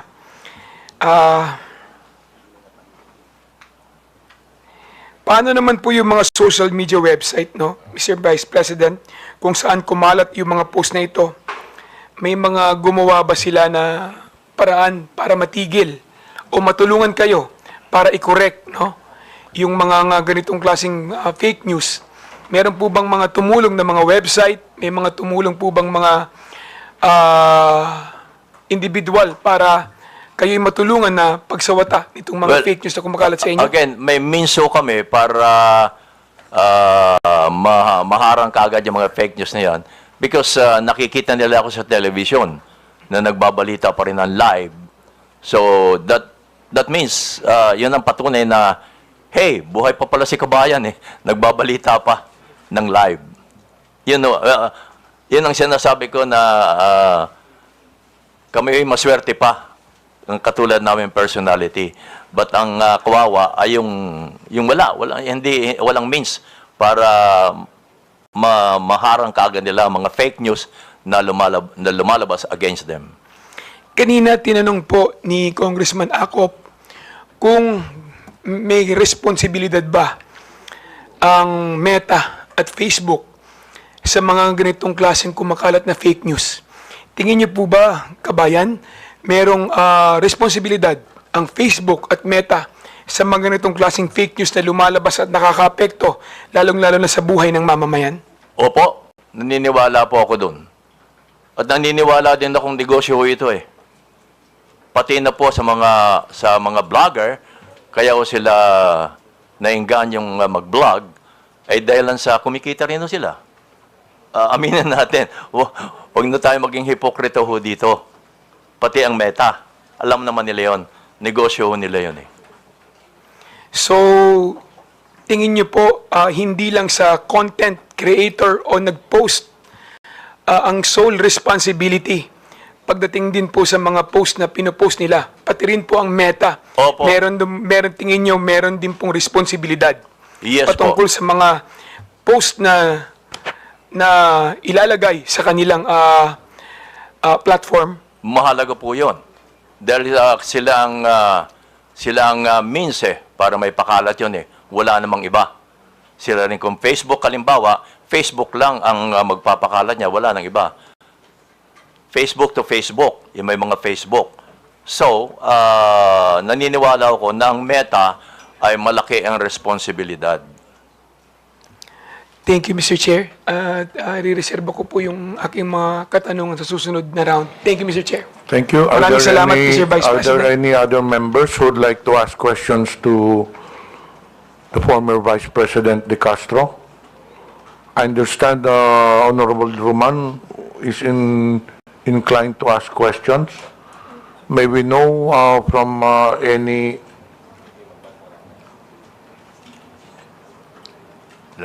Nagpalista po si si General Honorable Roman. But it seems that... Lumabas.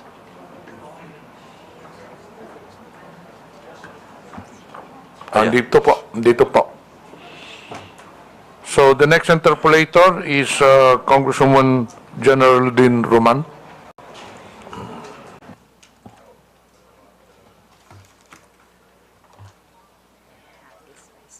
Ay.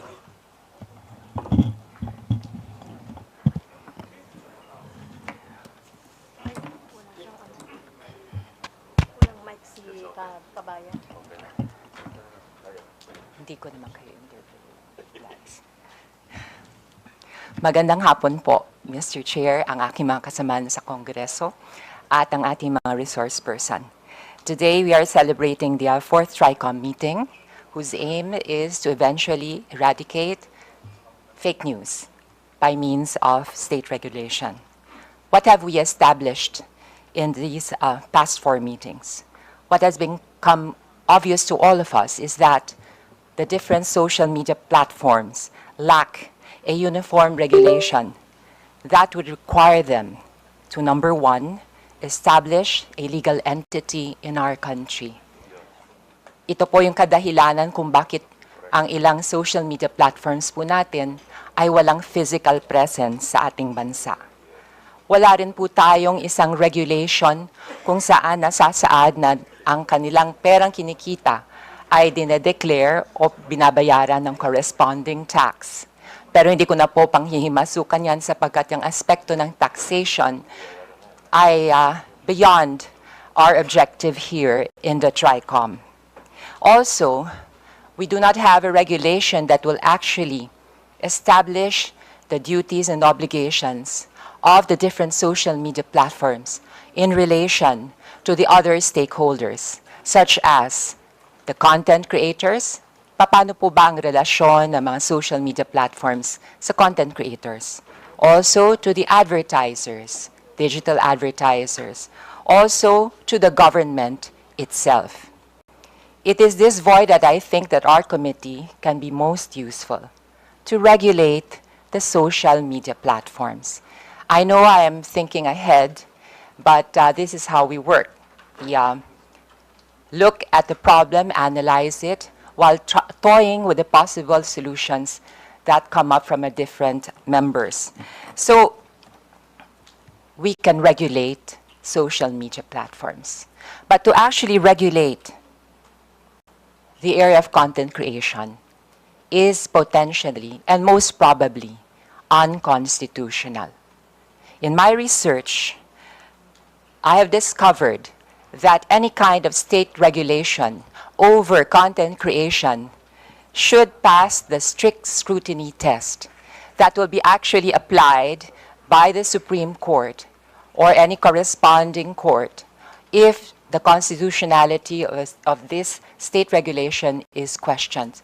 So from a pragmatic point of view, mas mabuti pa sa puntong pa lang ito, alam na natin kung ano ang haharapin kung tayo ay magkakaroon ng state regulation over content creation. Why? Because content creation is the expression of our fundamental right to free speech. And this is guaranteed by the Constitution. We cannot regulate opinions. We cannot regulate how and what content creators should produce. But we can regulate social media platforms by empowering them and requiring them to act as gatekeepers by establishing guardrails. To give you an idea kung ano po ang magiging problema kung tayo ay magre-regulate ng content creation, ayun ho, mangyayari, magdedemanda to, question sa Supreme Court. At by default, actually, it will be considered as unconstitutional. Dahil automatically, we are dealing with a fundamental right, the right to free speech and the right to expression. And the government will have to state and prove and establish a compelling reason, which is rather difficult. So, if you were to ask me, and this is something that I've been wanting to tell my colleagues, if we are to regulate, let's regulate the social media platforms.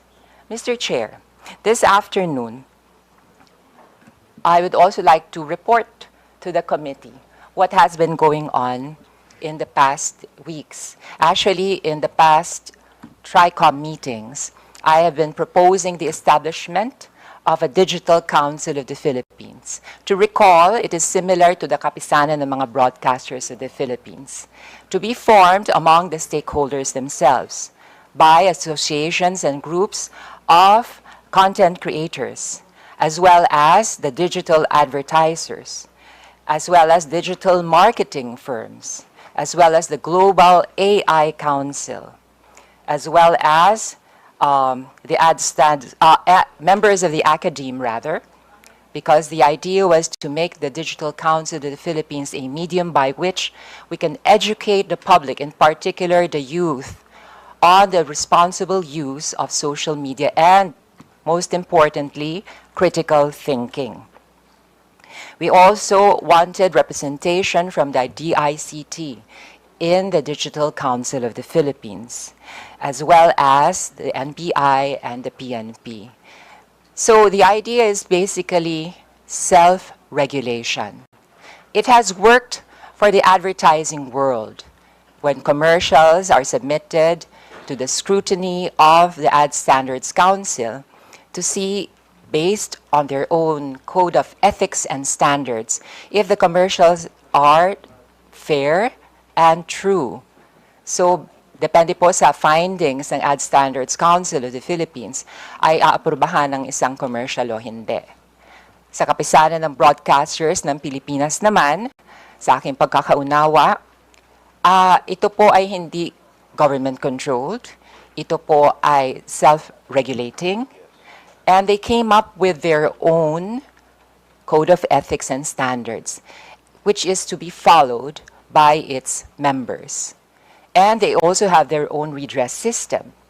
And to my knowledge, the Kapisanan ng mga broadcasters in Filipinas also acts as a guild of sorts for its members, to give its members legal assessment and counseling, as well as legal assistance in case any of its members encounter, I don't know, a lawsuit or something in that like. Or as a group, as a guild, because there is strength in unity, it could use its position to leverage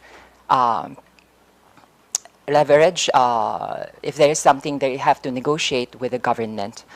So, going back to the Digital Council of the Philippines, in the past weeks I have met with the CICP, I have met with the Global AI Council. I also met with the Digital Marketing Association of the Philippines. And they are all in agreement that they would rather that they form their own council and that they come up with their own code of ethics and standards than being regulated by the government. Now, you may ask me, para pa tayo entonces nag-investigation? Well, as I said, the regulation should come with regards to the social media platforms.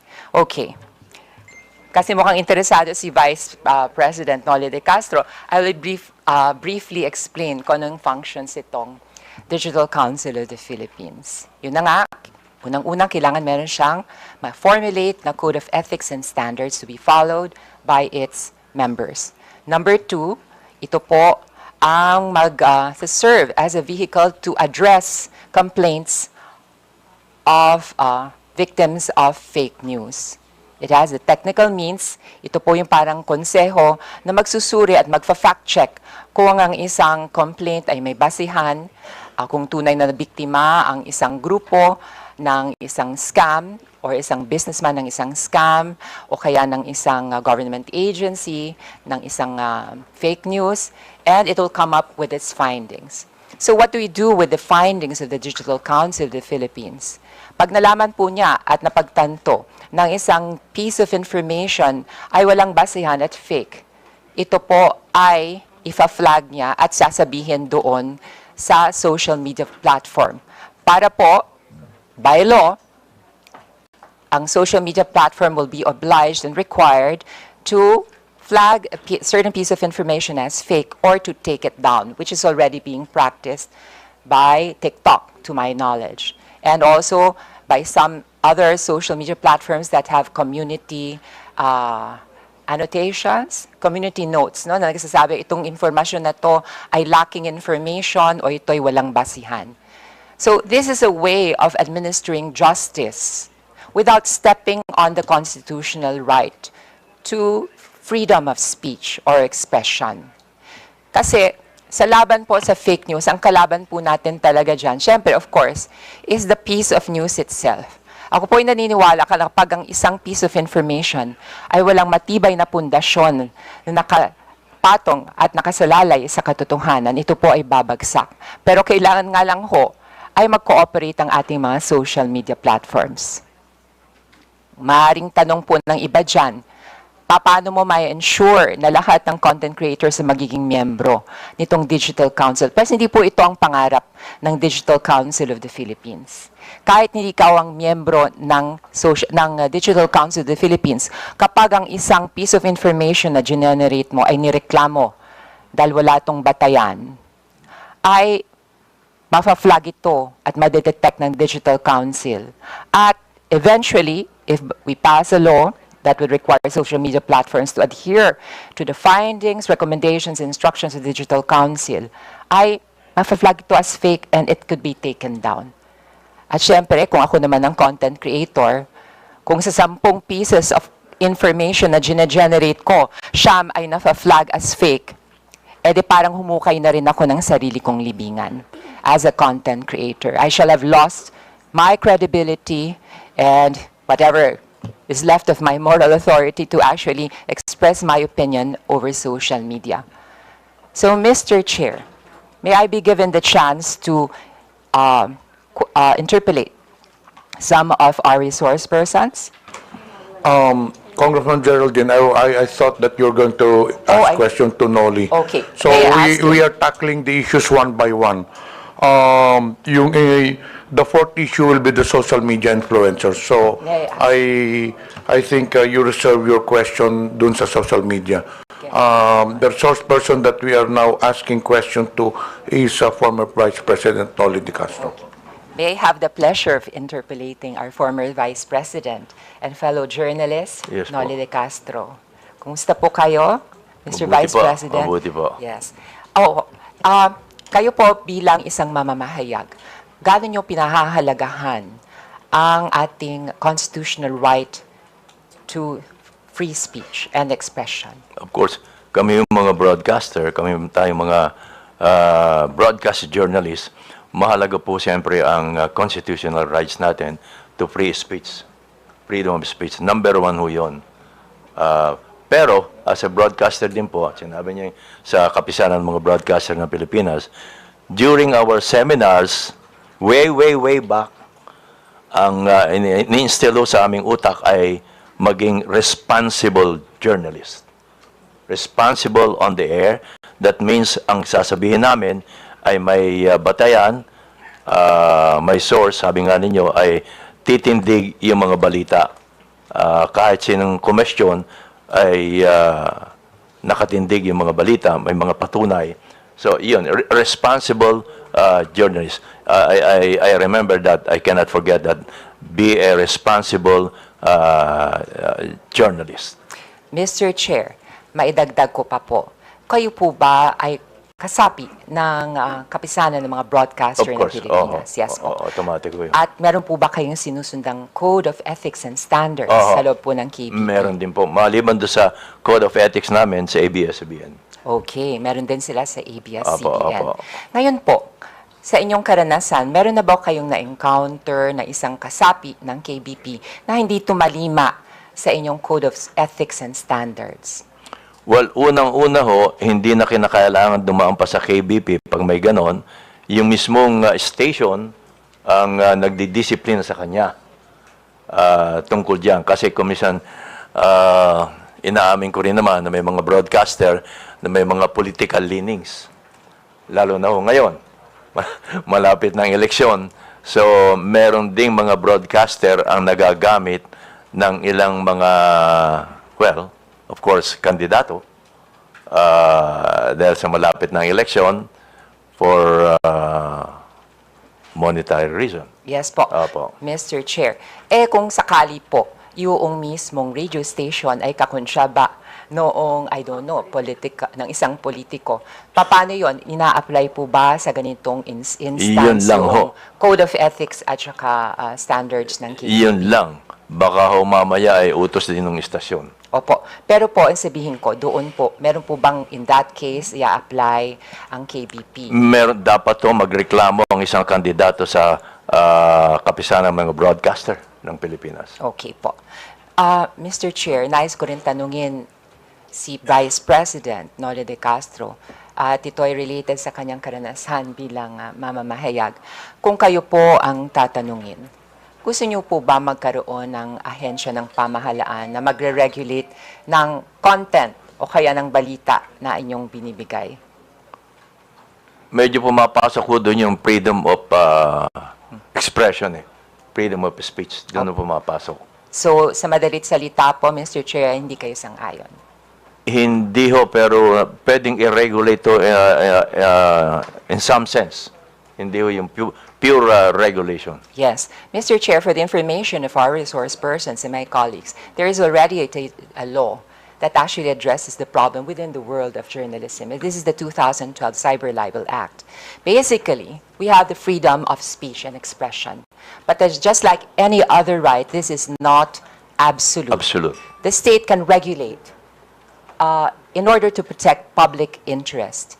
But in regulating the freedom of speech, which is a basic constitutional right, it has the obligation to use the least restrictive means.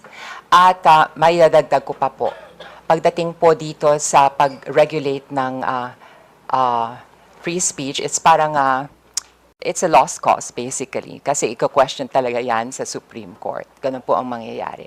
So maitanong ko po sa inyo, Ms. Kabayan, na pakinggan niyo po briefly yung aking sinasuggest na Digital Council of the Philippines.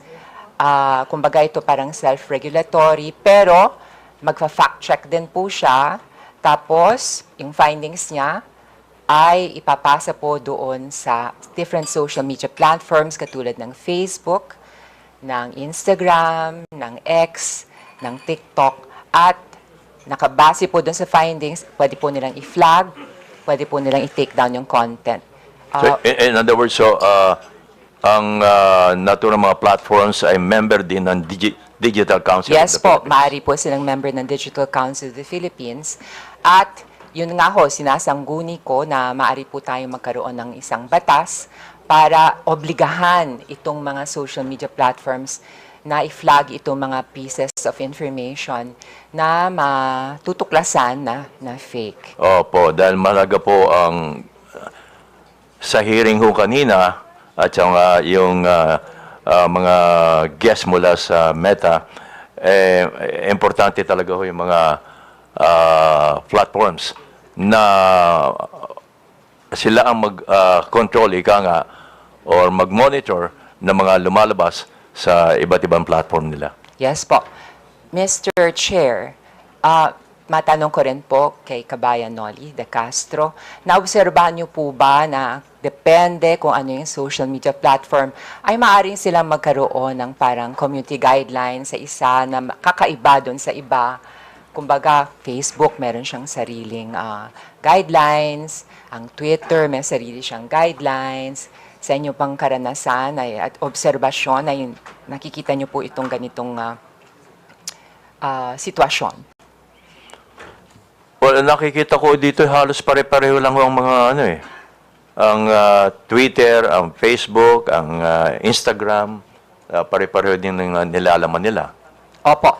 Ang content po nila and the way they disseminate information, Mr. Chair. But for the information of everybody, in the past 3 Tri-Comms, we have already established na minsan, katulad ng TikTok, meron siyang redress system.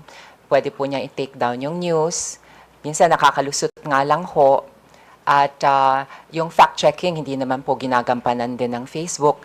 Parang i-report po ng isang piece of information. Paramihan po ng report.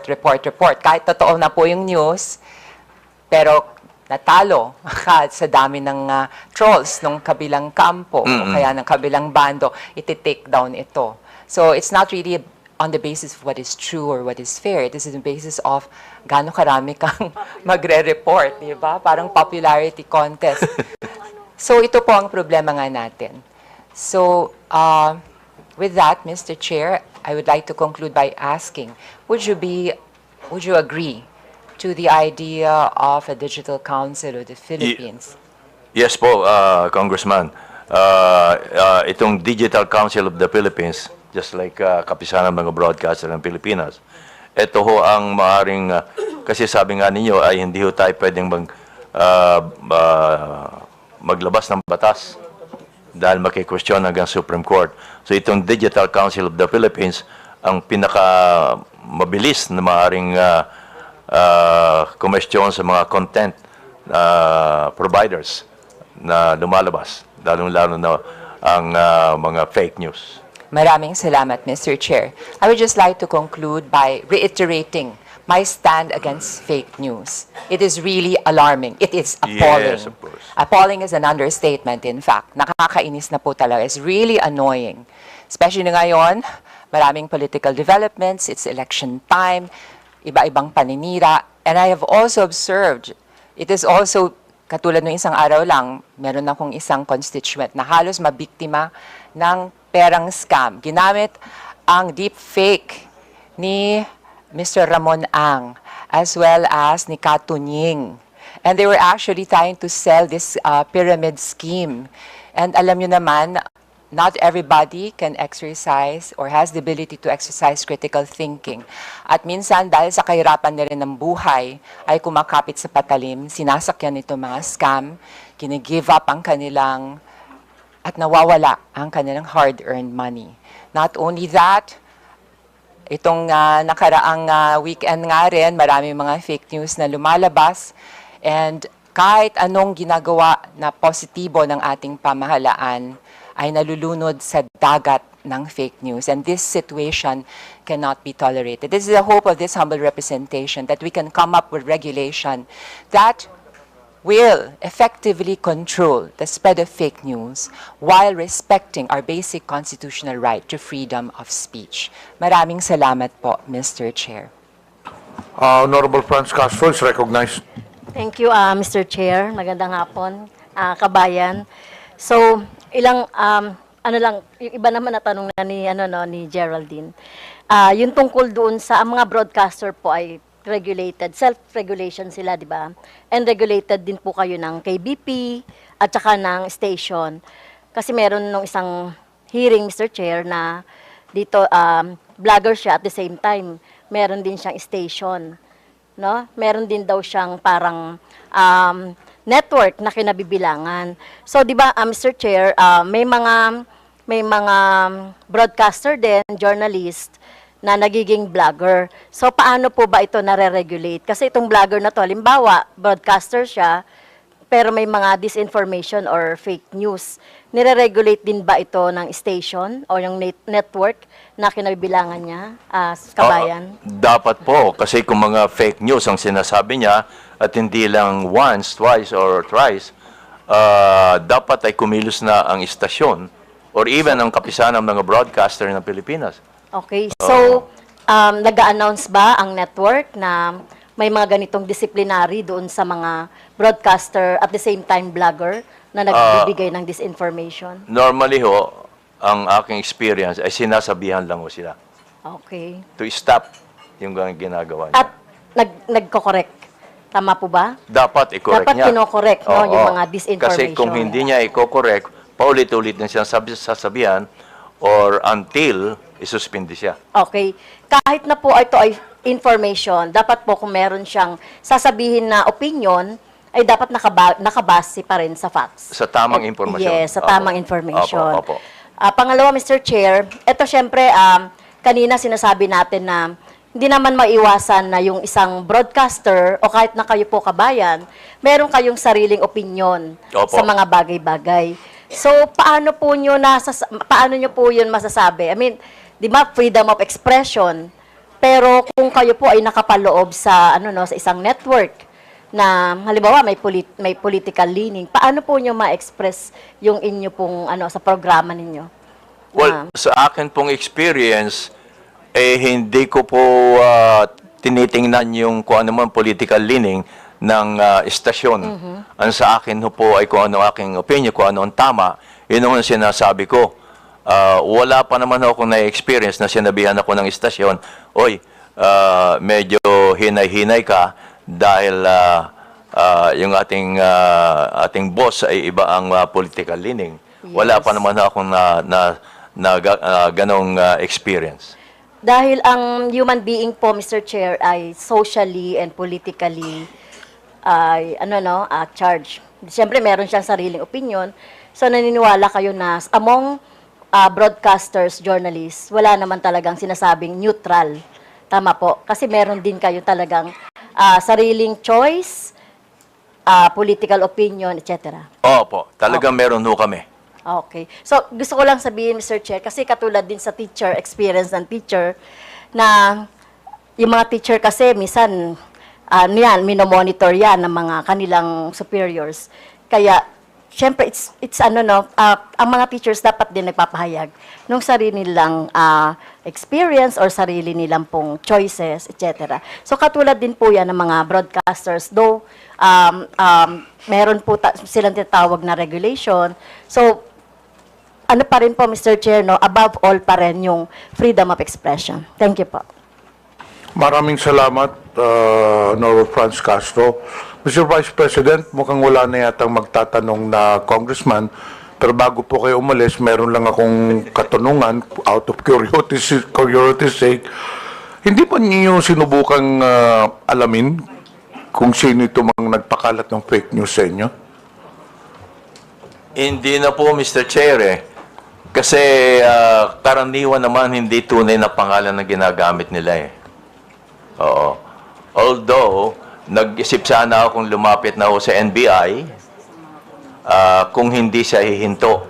Pero huminto naman ho nung sagutin ko na sa pamagitan ng paglalagay ng bold letter nga na fake. Madalas po ba kayo ginagawa ng fake news? Well, pag ganito, malapit na ang eleksyon. Pero pag walang eleksyon, hindi ka na kayo ginagawa. Medyo tahimik ko sila.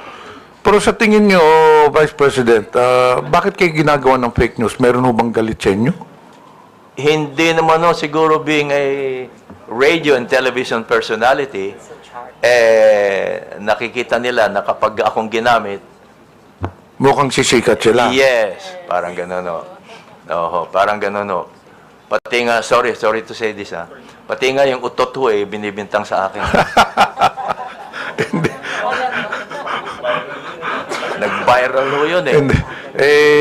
Sikat ho talaga kayo, eh. You're well-known all over the country, so probably some of these, I would say, bloggers are taking advantage of your popularity. Maybe, Ika nga, ginagamit kayo para opo. naman sila maging popular din po. Oh, well, sabay na ho yun. Sabay na yun. Kaya lang ho, hindi ako kumikita, sila ang kumikita. Hindi, kumikita naman po kayo doon sa broadcasting. Last tanong ko po, yung ganyang fake news, hindi po ba kayo nasasaktan? Hindi po ba kayo nagagalit? Hindi naman po, eh. Hindi ako tinatablan, eh. Hindi ako tinatablan po. Hindi kayo naapektuhan, kagaya noon, na pinagbintangan kayo na hindi kayo bumoto kay PRD, bumoto kayo o yung sinabihan patay na po kayo, hindi ba kayo nadidepress o nagagalit? Hindi po, kasi nasasagot ka agad. Yun ang advantage ho namin, nasasagot namin kaagad bilang isang broadcaster.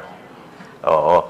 Pero sa pangkaraniwan tao nga po, sabi ko nga, baka mahihirapan nung sila dahil hindi kaagad nila masasagot. Wala silang means para masagot kaagad. Oh. Alam nyo, Vice President, you're very well known sa broadcasting industry, and I believe that you are liked by the people around the broadcast industry. Pero nakikita mo kahit na magandang ang ikangang image mo sa broadcaster industry, wala ka namang kinakalaban, wala ka nang kinakaway, pero meron talagang mga tao na gusto lang talagang sirain ang isang tao. Hindi po ba? Kahit kayong mga congressmen, ganun din. Lalo na po kami, lalo na po ngayong eleksyon. Kahit maganda ang ginagawa ninyo, dahil sa mga fake news ngayon, iba ipalalabas nila. Sabi nyo kanina, hindi kayo naapektuhan kahit na anong fake news ipalabason ninyo. Ano bang pwede nyo i-advise sa amin? Kasi kami naapektuhan minsan eh. Sagutin ka agad doon nyo. Ganun po ba? Sagutin ka agad. So, kailangan sagutin ho namin. Opo, may mga kaibigan naman ho kayong may mga YouTube doon, may mga Facebook. Gaya ng ginagawa ko nga ho, bold letter, at kung minsan nagpa-plus pa, fake. Tapos pinakikiusap ko sa mga kaibigan na ipakalat. Yan, no? Kasi hindi naman kayo pwede o kaya, tumawag ko kayo sa mga broadcaster, sa mga broadcast journalist. At ipakiusap nyo kung pwedeng ma-interview kayo para ipaliwanag nyo itong lumabas na balita. Siguradong tatanggapin naman po kayo. Basta open lagi po. Yan ang pinakikiusap ko sa mga government agencies. na open lagi sila kapag may lumalabas na balita. Kasi kung minsan ho ay kumakalat na yung balita ng mali, hindi kaagad nasasagot ng mga government agencies. Sa tingin po ninyo, kailangan ng Kongreso gumawa ng batas para mapigilan ang paglaganap nito mga fake news, para naman maprotektahan yung mga reputasyon ng mga tao. Kasi nakita naman ho ninyo, marami yung mga personalidad nasira rin ng reputasyon because of fake news. Tingin nyo, kailangan ho natin gumawa ng batas? Baka ho magandang pag-aralan itong kay Congressman na Digital Council of the Philippines.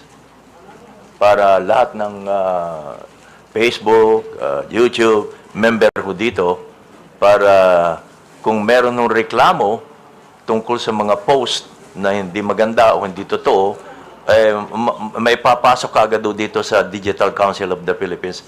Kasi po, I don't know, Congressman, Mr. Chairman, baka ho kumisan pag may batas, napapulusutan pa ho eh. Tama po. Palusot pa ho pa sa batas. Umaabot ho hanggang sa Supreme Court. Baka ho dito, baka makatulong itong pag-aralan ho nating mabuti ang Digital Council of the Philippines. Baka ho mas may ngipin ho ito para mapigilan ang pagkalat ho ng fake news. Actually, Mr. Vice President, pagkatapos po nitong hearing na ito, meron na ho kaming mga proposed legislations to counter this fake news. So hindi na po ako magtatagal, Mr. Vice President. In behalf ng committee, maraming salamat po sa presensya ninyo. Pwede na po kayo ma-excuse po. Kasi we'll now proceed to the next issue, which is yung kay Commodore Tarriela, and after that, the social media personalities. But before that, I noticed dito sa mga resource persons na inimbita, some of these, I believe, wala na pong question yung ibang mga congressmen dito ngayon. Some of the resource persons were requested to be invited by some congressmen who are not present. Sila po may gustong tanong. So, are there any questions for SWS rating survey company? May question ba, mga congressmen? Wala. So, dito po kaninang SWS, hindi po ba? So, I believe that there are no questions. Actually, there was one congressman, I will not mention anymore, who requested you to be present, also Pulse Asia, and then yung ibang mga survey firms. But he's not around, so the congressmen are not inclined to ask questions to you unless you have a statement to make. None, Mr. Chair. Okay, you are now excused. Thank you. Itong broadsheets din, andito po ba ang Philippine Star, Daily Inquirer? Nandito po ba? Wala. Okay. So we'll now proceed with the next item on the agenda, which is the issue of Commodore Tarriela. Do you have any statement to make? Yes, Mr. Chair. I prepared the presentation. Okay. Let us proceed with the presentation. Afterwards, the first to interpolate will be Congressman Ernest Junicio.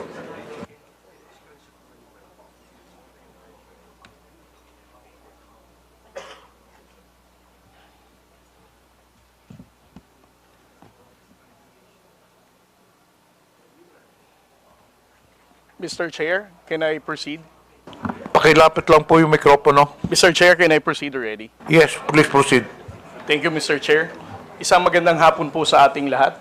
Sa loob po ng 2 taon, nagsimula po ang ating administrasyon sa pagpapublicize ng mga insidente na nangyayari sa West Philippine Sea, ay nakita po natin ang mataas na bilang ng pagtaas ng fake news and disinformation and misinformation pagdating sa usapin ng West Philippine Sea.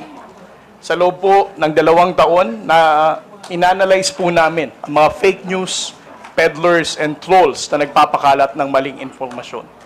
According to our analysis, we can actually came up with 3 levels of fake news purveyors in terms of social media platforms. The first one is what we call the initiators. Ito po ang mga kilala po nating social media influencers na nagbibigay ng maling impormasyon pagdating sa usapin ng West Philippine Sea. On the later part of my presentation, I will discuss what are those information that they are using to counter the factual narrative of the Philippine government. At the same time, the initiators have high number of followers. Marami po silang followers sa different social media platforms, whether sa X, sa Facebook, sa Instagram, or sa TikTok. Sila po ang kinikilala nating mas known figure pagdating sa pagpapakalat ng maling impormasyon. We call them initiators because if we're going to trace the misinformation and fake news about West Philippine Sea, sila ang pinakaunang mga tao na nagpakalat ng maling impormasyon na to. The next level is what we call the disseminators. Gaya po ng sinabi ni Kabayan Noli de Castro, marami po tayong troll sa social media na soulless account.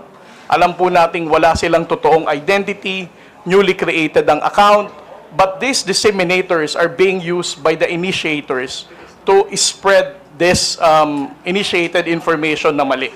Sila po ay walang kilalang known network, but they are used only to spread this misinformation and fake news about the West Philippine Sea. And then the third one is what we call the reposters. Ito po mga reposters ay kapwa po natin mga Pilipino.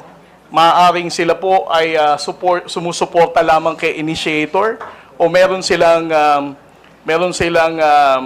sinusuportahan na politiko na umaayon dito sa narrative na ito na mali naman. And then the last level is what we call the general public. The general public is actually the victim of the disinformation and fake news in the social media. Dahil po sa mga maling impormasyon na ito na ipinapakalat sa West Philippine Sea, ay nahahati po ang opinyon ng ating mga kababayang Pilipino. Minsan po naniniwala silang walang West Philippine Sea, minsan naniniwala silang tayo ay inuudyukan lamang ng Amerika, minsan sila ay naniniwala na ang gobyerno mismo ang gumugulo pagdating sa usapin ng West Philippine Sea. Next slide, sir. Ngayon, ang tanong po ay who are these initiators? No? Gaya po ng sinabi ko kanina, the initiators are the ones who start the conversation. They are the ones who spread the initial fake news and misinformation. At ang account nila ay may mataas na bilang ng follower. At most of the time, the initiators are known or recognized na social media influencer. At ang posting nila sa social media are always publicly posted. Hindi po ito nalilimit lamang sa kanilang mga followers or friends. Intentionally, their postings are made public so that it can be easily shared ng kanilang mga disseminators at ng kanilang mga followers. Next slide. The initiator social media lines. Over the course of time and analyzing the lines of these initiators who spread fake news in the West Philippine Sea, it can actually be divided into 6 parts. Ang una sa lahat is yung sinasabi nilang, we do not have legal basis in our fight in the West Philippine Sea. Ilang beses na po nating narinig yan. Later, I will discuss all of this, how they make use of these lines as a way for them to mislead the Filipino people. Second, ang West Philippine Sea ay hindi natin primary concern. Ito daw ay hindi dumudugtong sa sikmura ng ordinaryong Pilipino, kung kaya't ang ordinaryong Pilipino ay hindi dapat makialam sa isyu ng West Philippine Sea. Pangatlo, Philippines is one escalating the tension in the West Philippine Sea. Sinasabi po nila na ang Coast Guard or BFAR or other agencies of the government are the ones responsible for the escalation of tension in the West Philippine Sea. At ang pang-apat po is the fear-mongering, ang pananakot po sa ating mga kababayang Pilipino na kapag patuloy nating tinindigan ang laban natin sa West Philippine Sea, ay magkakaroon po ng gera. At ang panglima po, ang Philippines is only dictated by the United States. Ilang beses na rin po nating narinig ito na ang nangyayari sa West Philippine Sea ay galing lamang po sa pag-uudyok ng Estados Unidos. And the last part is that the West Philippine Sea spokesperson, kasama ko po si Jonathan Malaya at ang iba pong mga akademya na dumidepensa sa paninindigan natin sa West Philippine Sea, has always been a victim of disinformation and fake news. Next slide, sir.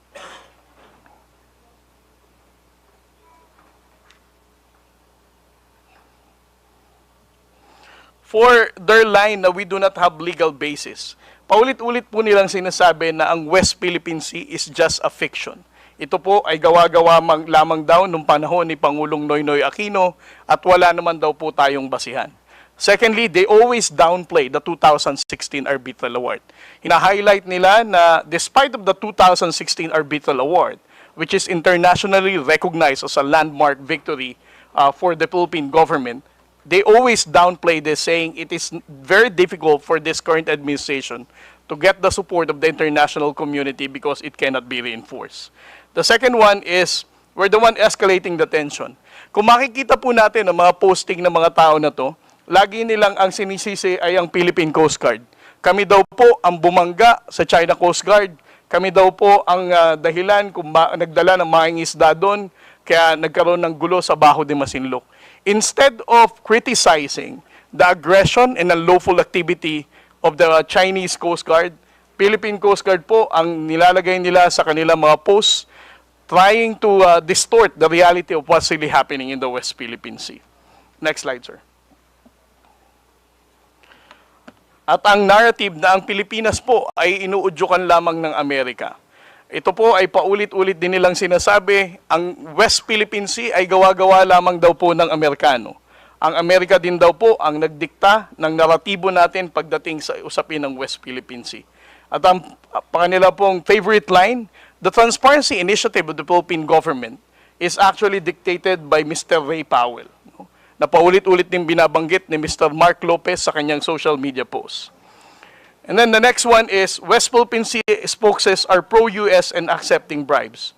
I have been a victim of disinformation and fake news. Sinabi nilang CIA ako, sinabi nilang pro-US ako, sinabi nilang pumunta ako sa bahay ni Speaker at meron daw akong 3 black bag.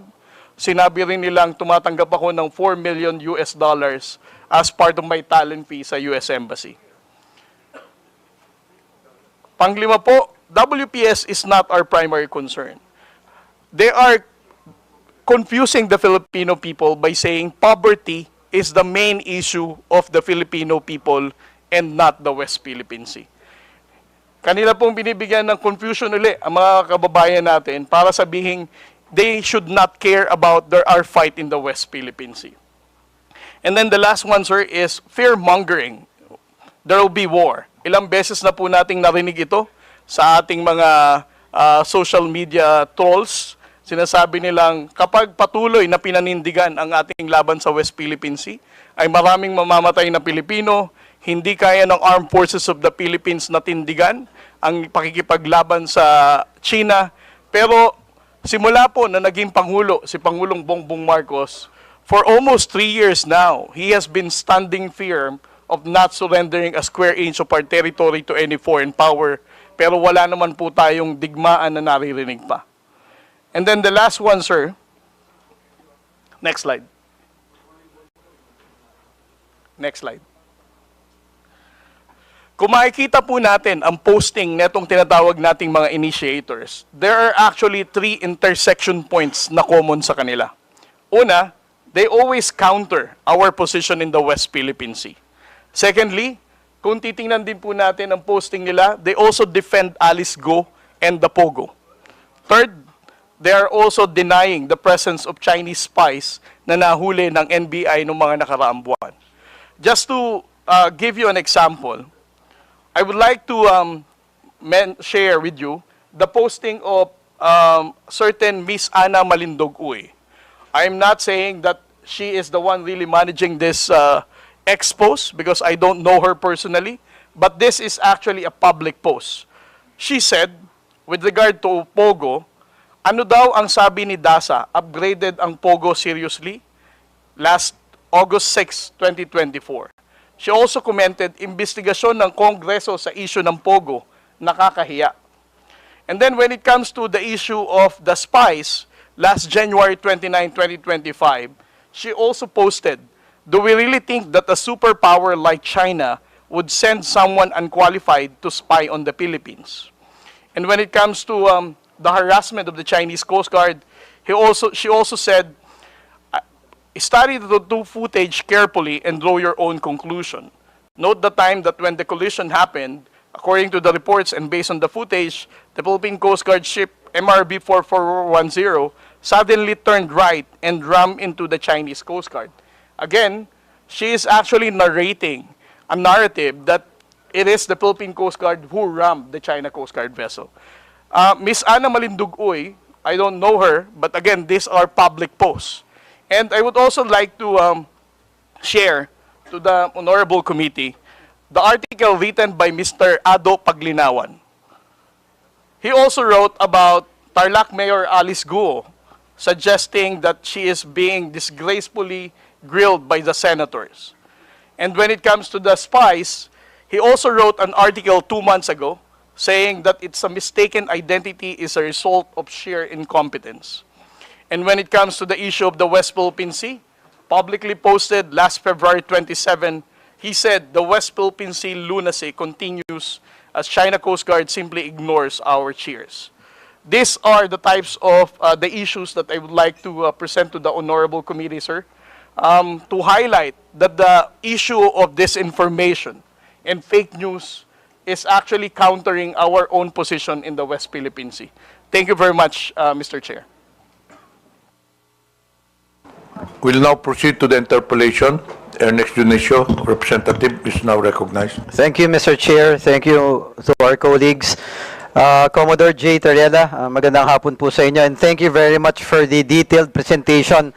Actually, marami po akong tatanungin sa inyo, supposedly, but it was already answered by most of the questions na tatanungin, nasagot na po ng presentation ninyo. Commodore J, alam ko yung laban nyo sa West Philippine Sea eh. I would see you in the news, yung mga fake news naman na kayo yung dinidiin pa na masama. Yung masakit kasi dito, Mr. Chair, kung sino na yung nilulusob, sino na yung inaargabyado, yung pa may kasalanan. This has to stop. So, Mr. Chair, just like to ask a few more questions kay Commodore J. Commodore J, ito bang ano bang talagang diferensya sa opinion ninyo yung pagkakaiba ng opinion sa fake news? Mr. Chair? Well, para sa akin po, Honorable Congressman, sir, no? Ang usapin po ng West Philippine Sea should not be subjected to your own opinion. Actually, as part of the transparency initiative of the Philippine government, we have been disclosing factual reports, no? Incidents that really happened, supported by photos and videos to show the Filipino people what really transpired. So if you are a blogger or a social media influencer trying to counter such narrative, I think we should understand everybody is entitled for their own opinion, but countering a factual narrative of what really transpired with regard to our own national security is really a concern.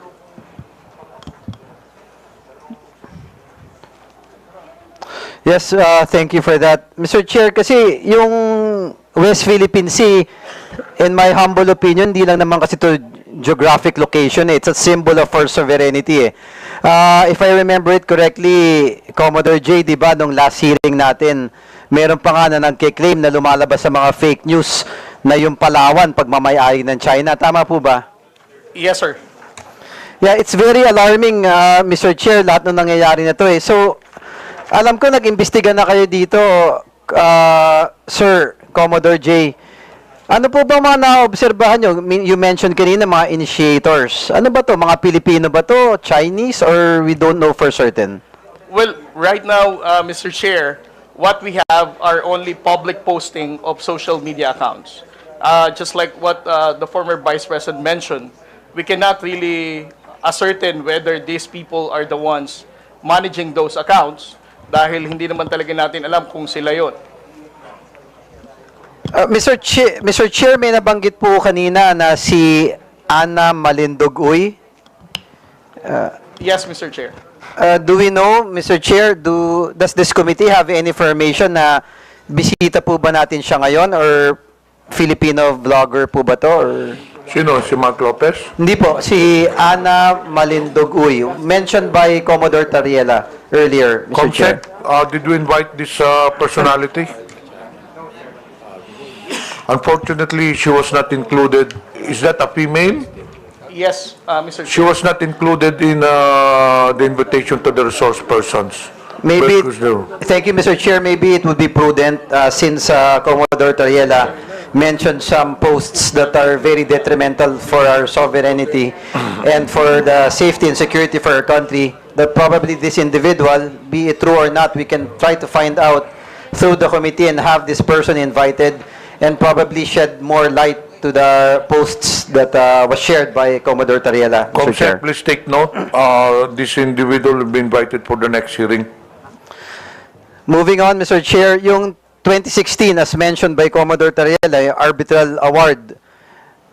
In my humble opinion, ito napakalinaw na na pagmamayari ng bansa natin, yung kinokontest ng ibang bansa What I don't understand is bakit kinokontra pa to. Commodore Tariela, ang gusto ko lang malaman, meron po ba tayong specific Filipinos identified who are, masasabi natin na pro-China? Well, Mr. Chair, if we're going to base on the social media posting of what how they appreciate the 2016 Arbitral Award and how they downplay our fight in the West Philippine Sea, I would say that they are really going against our national security and that they are not pro-Philippines, Mr. Chair.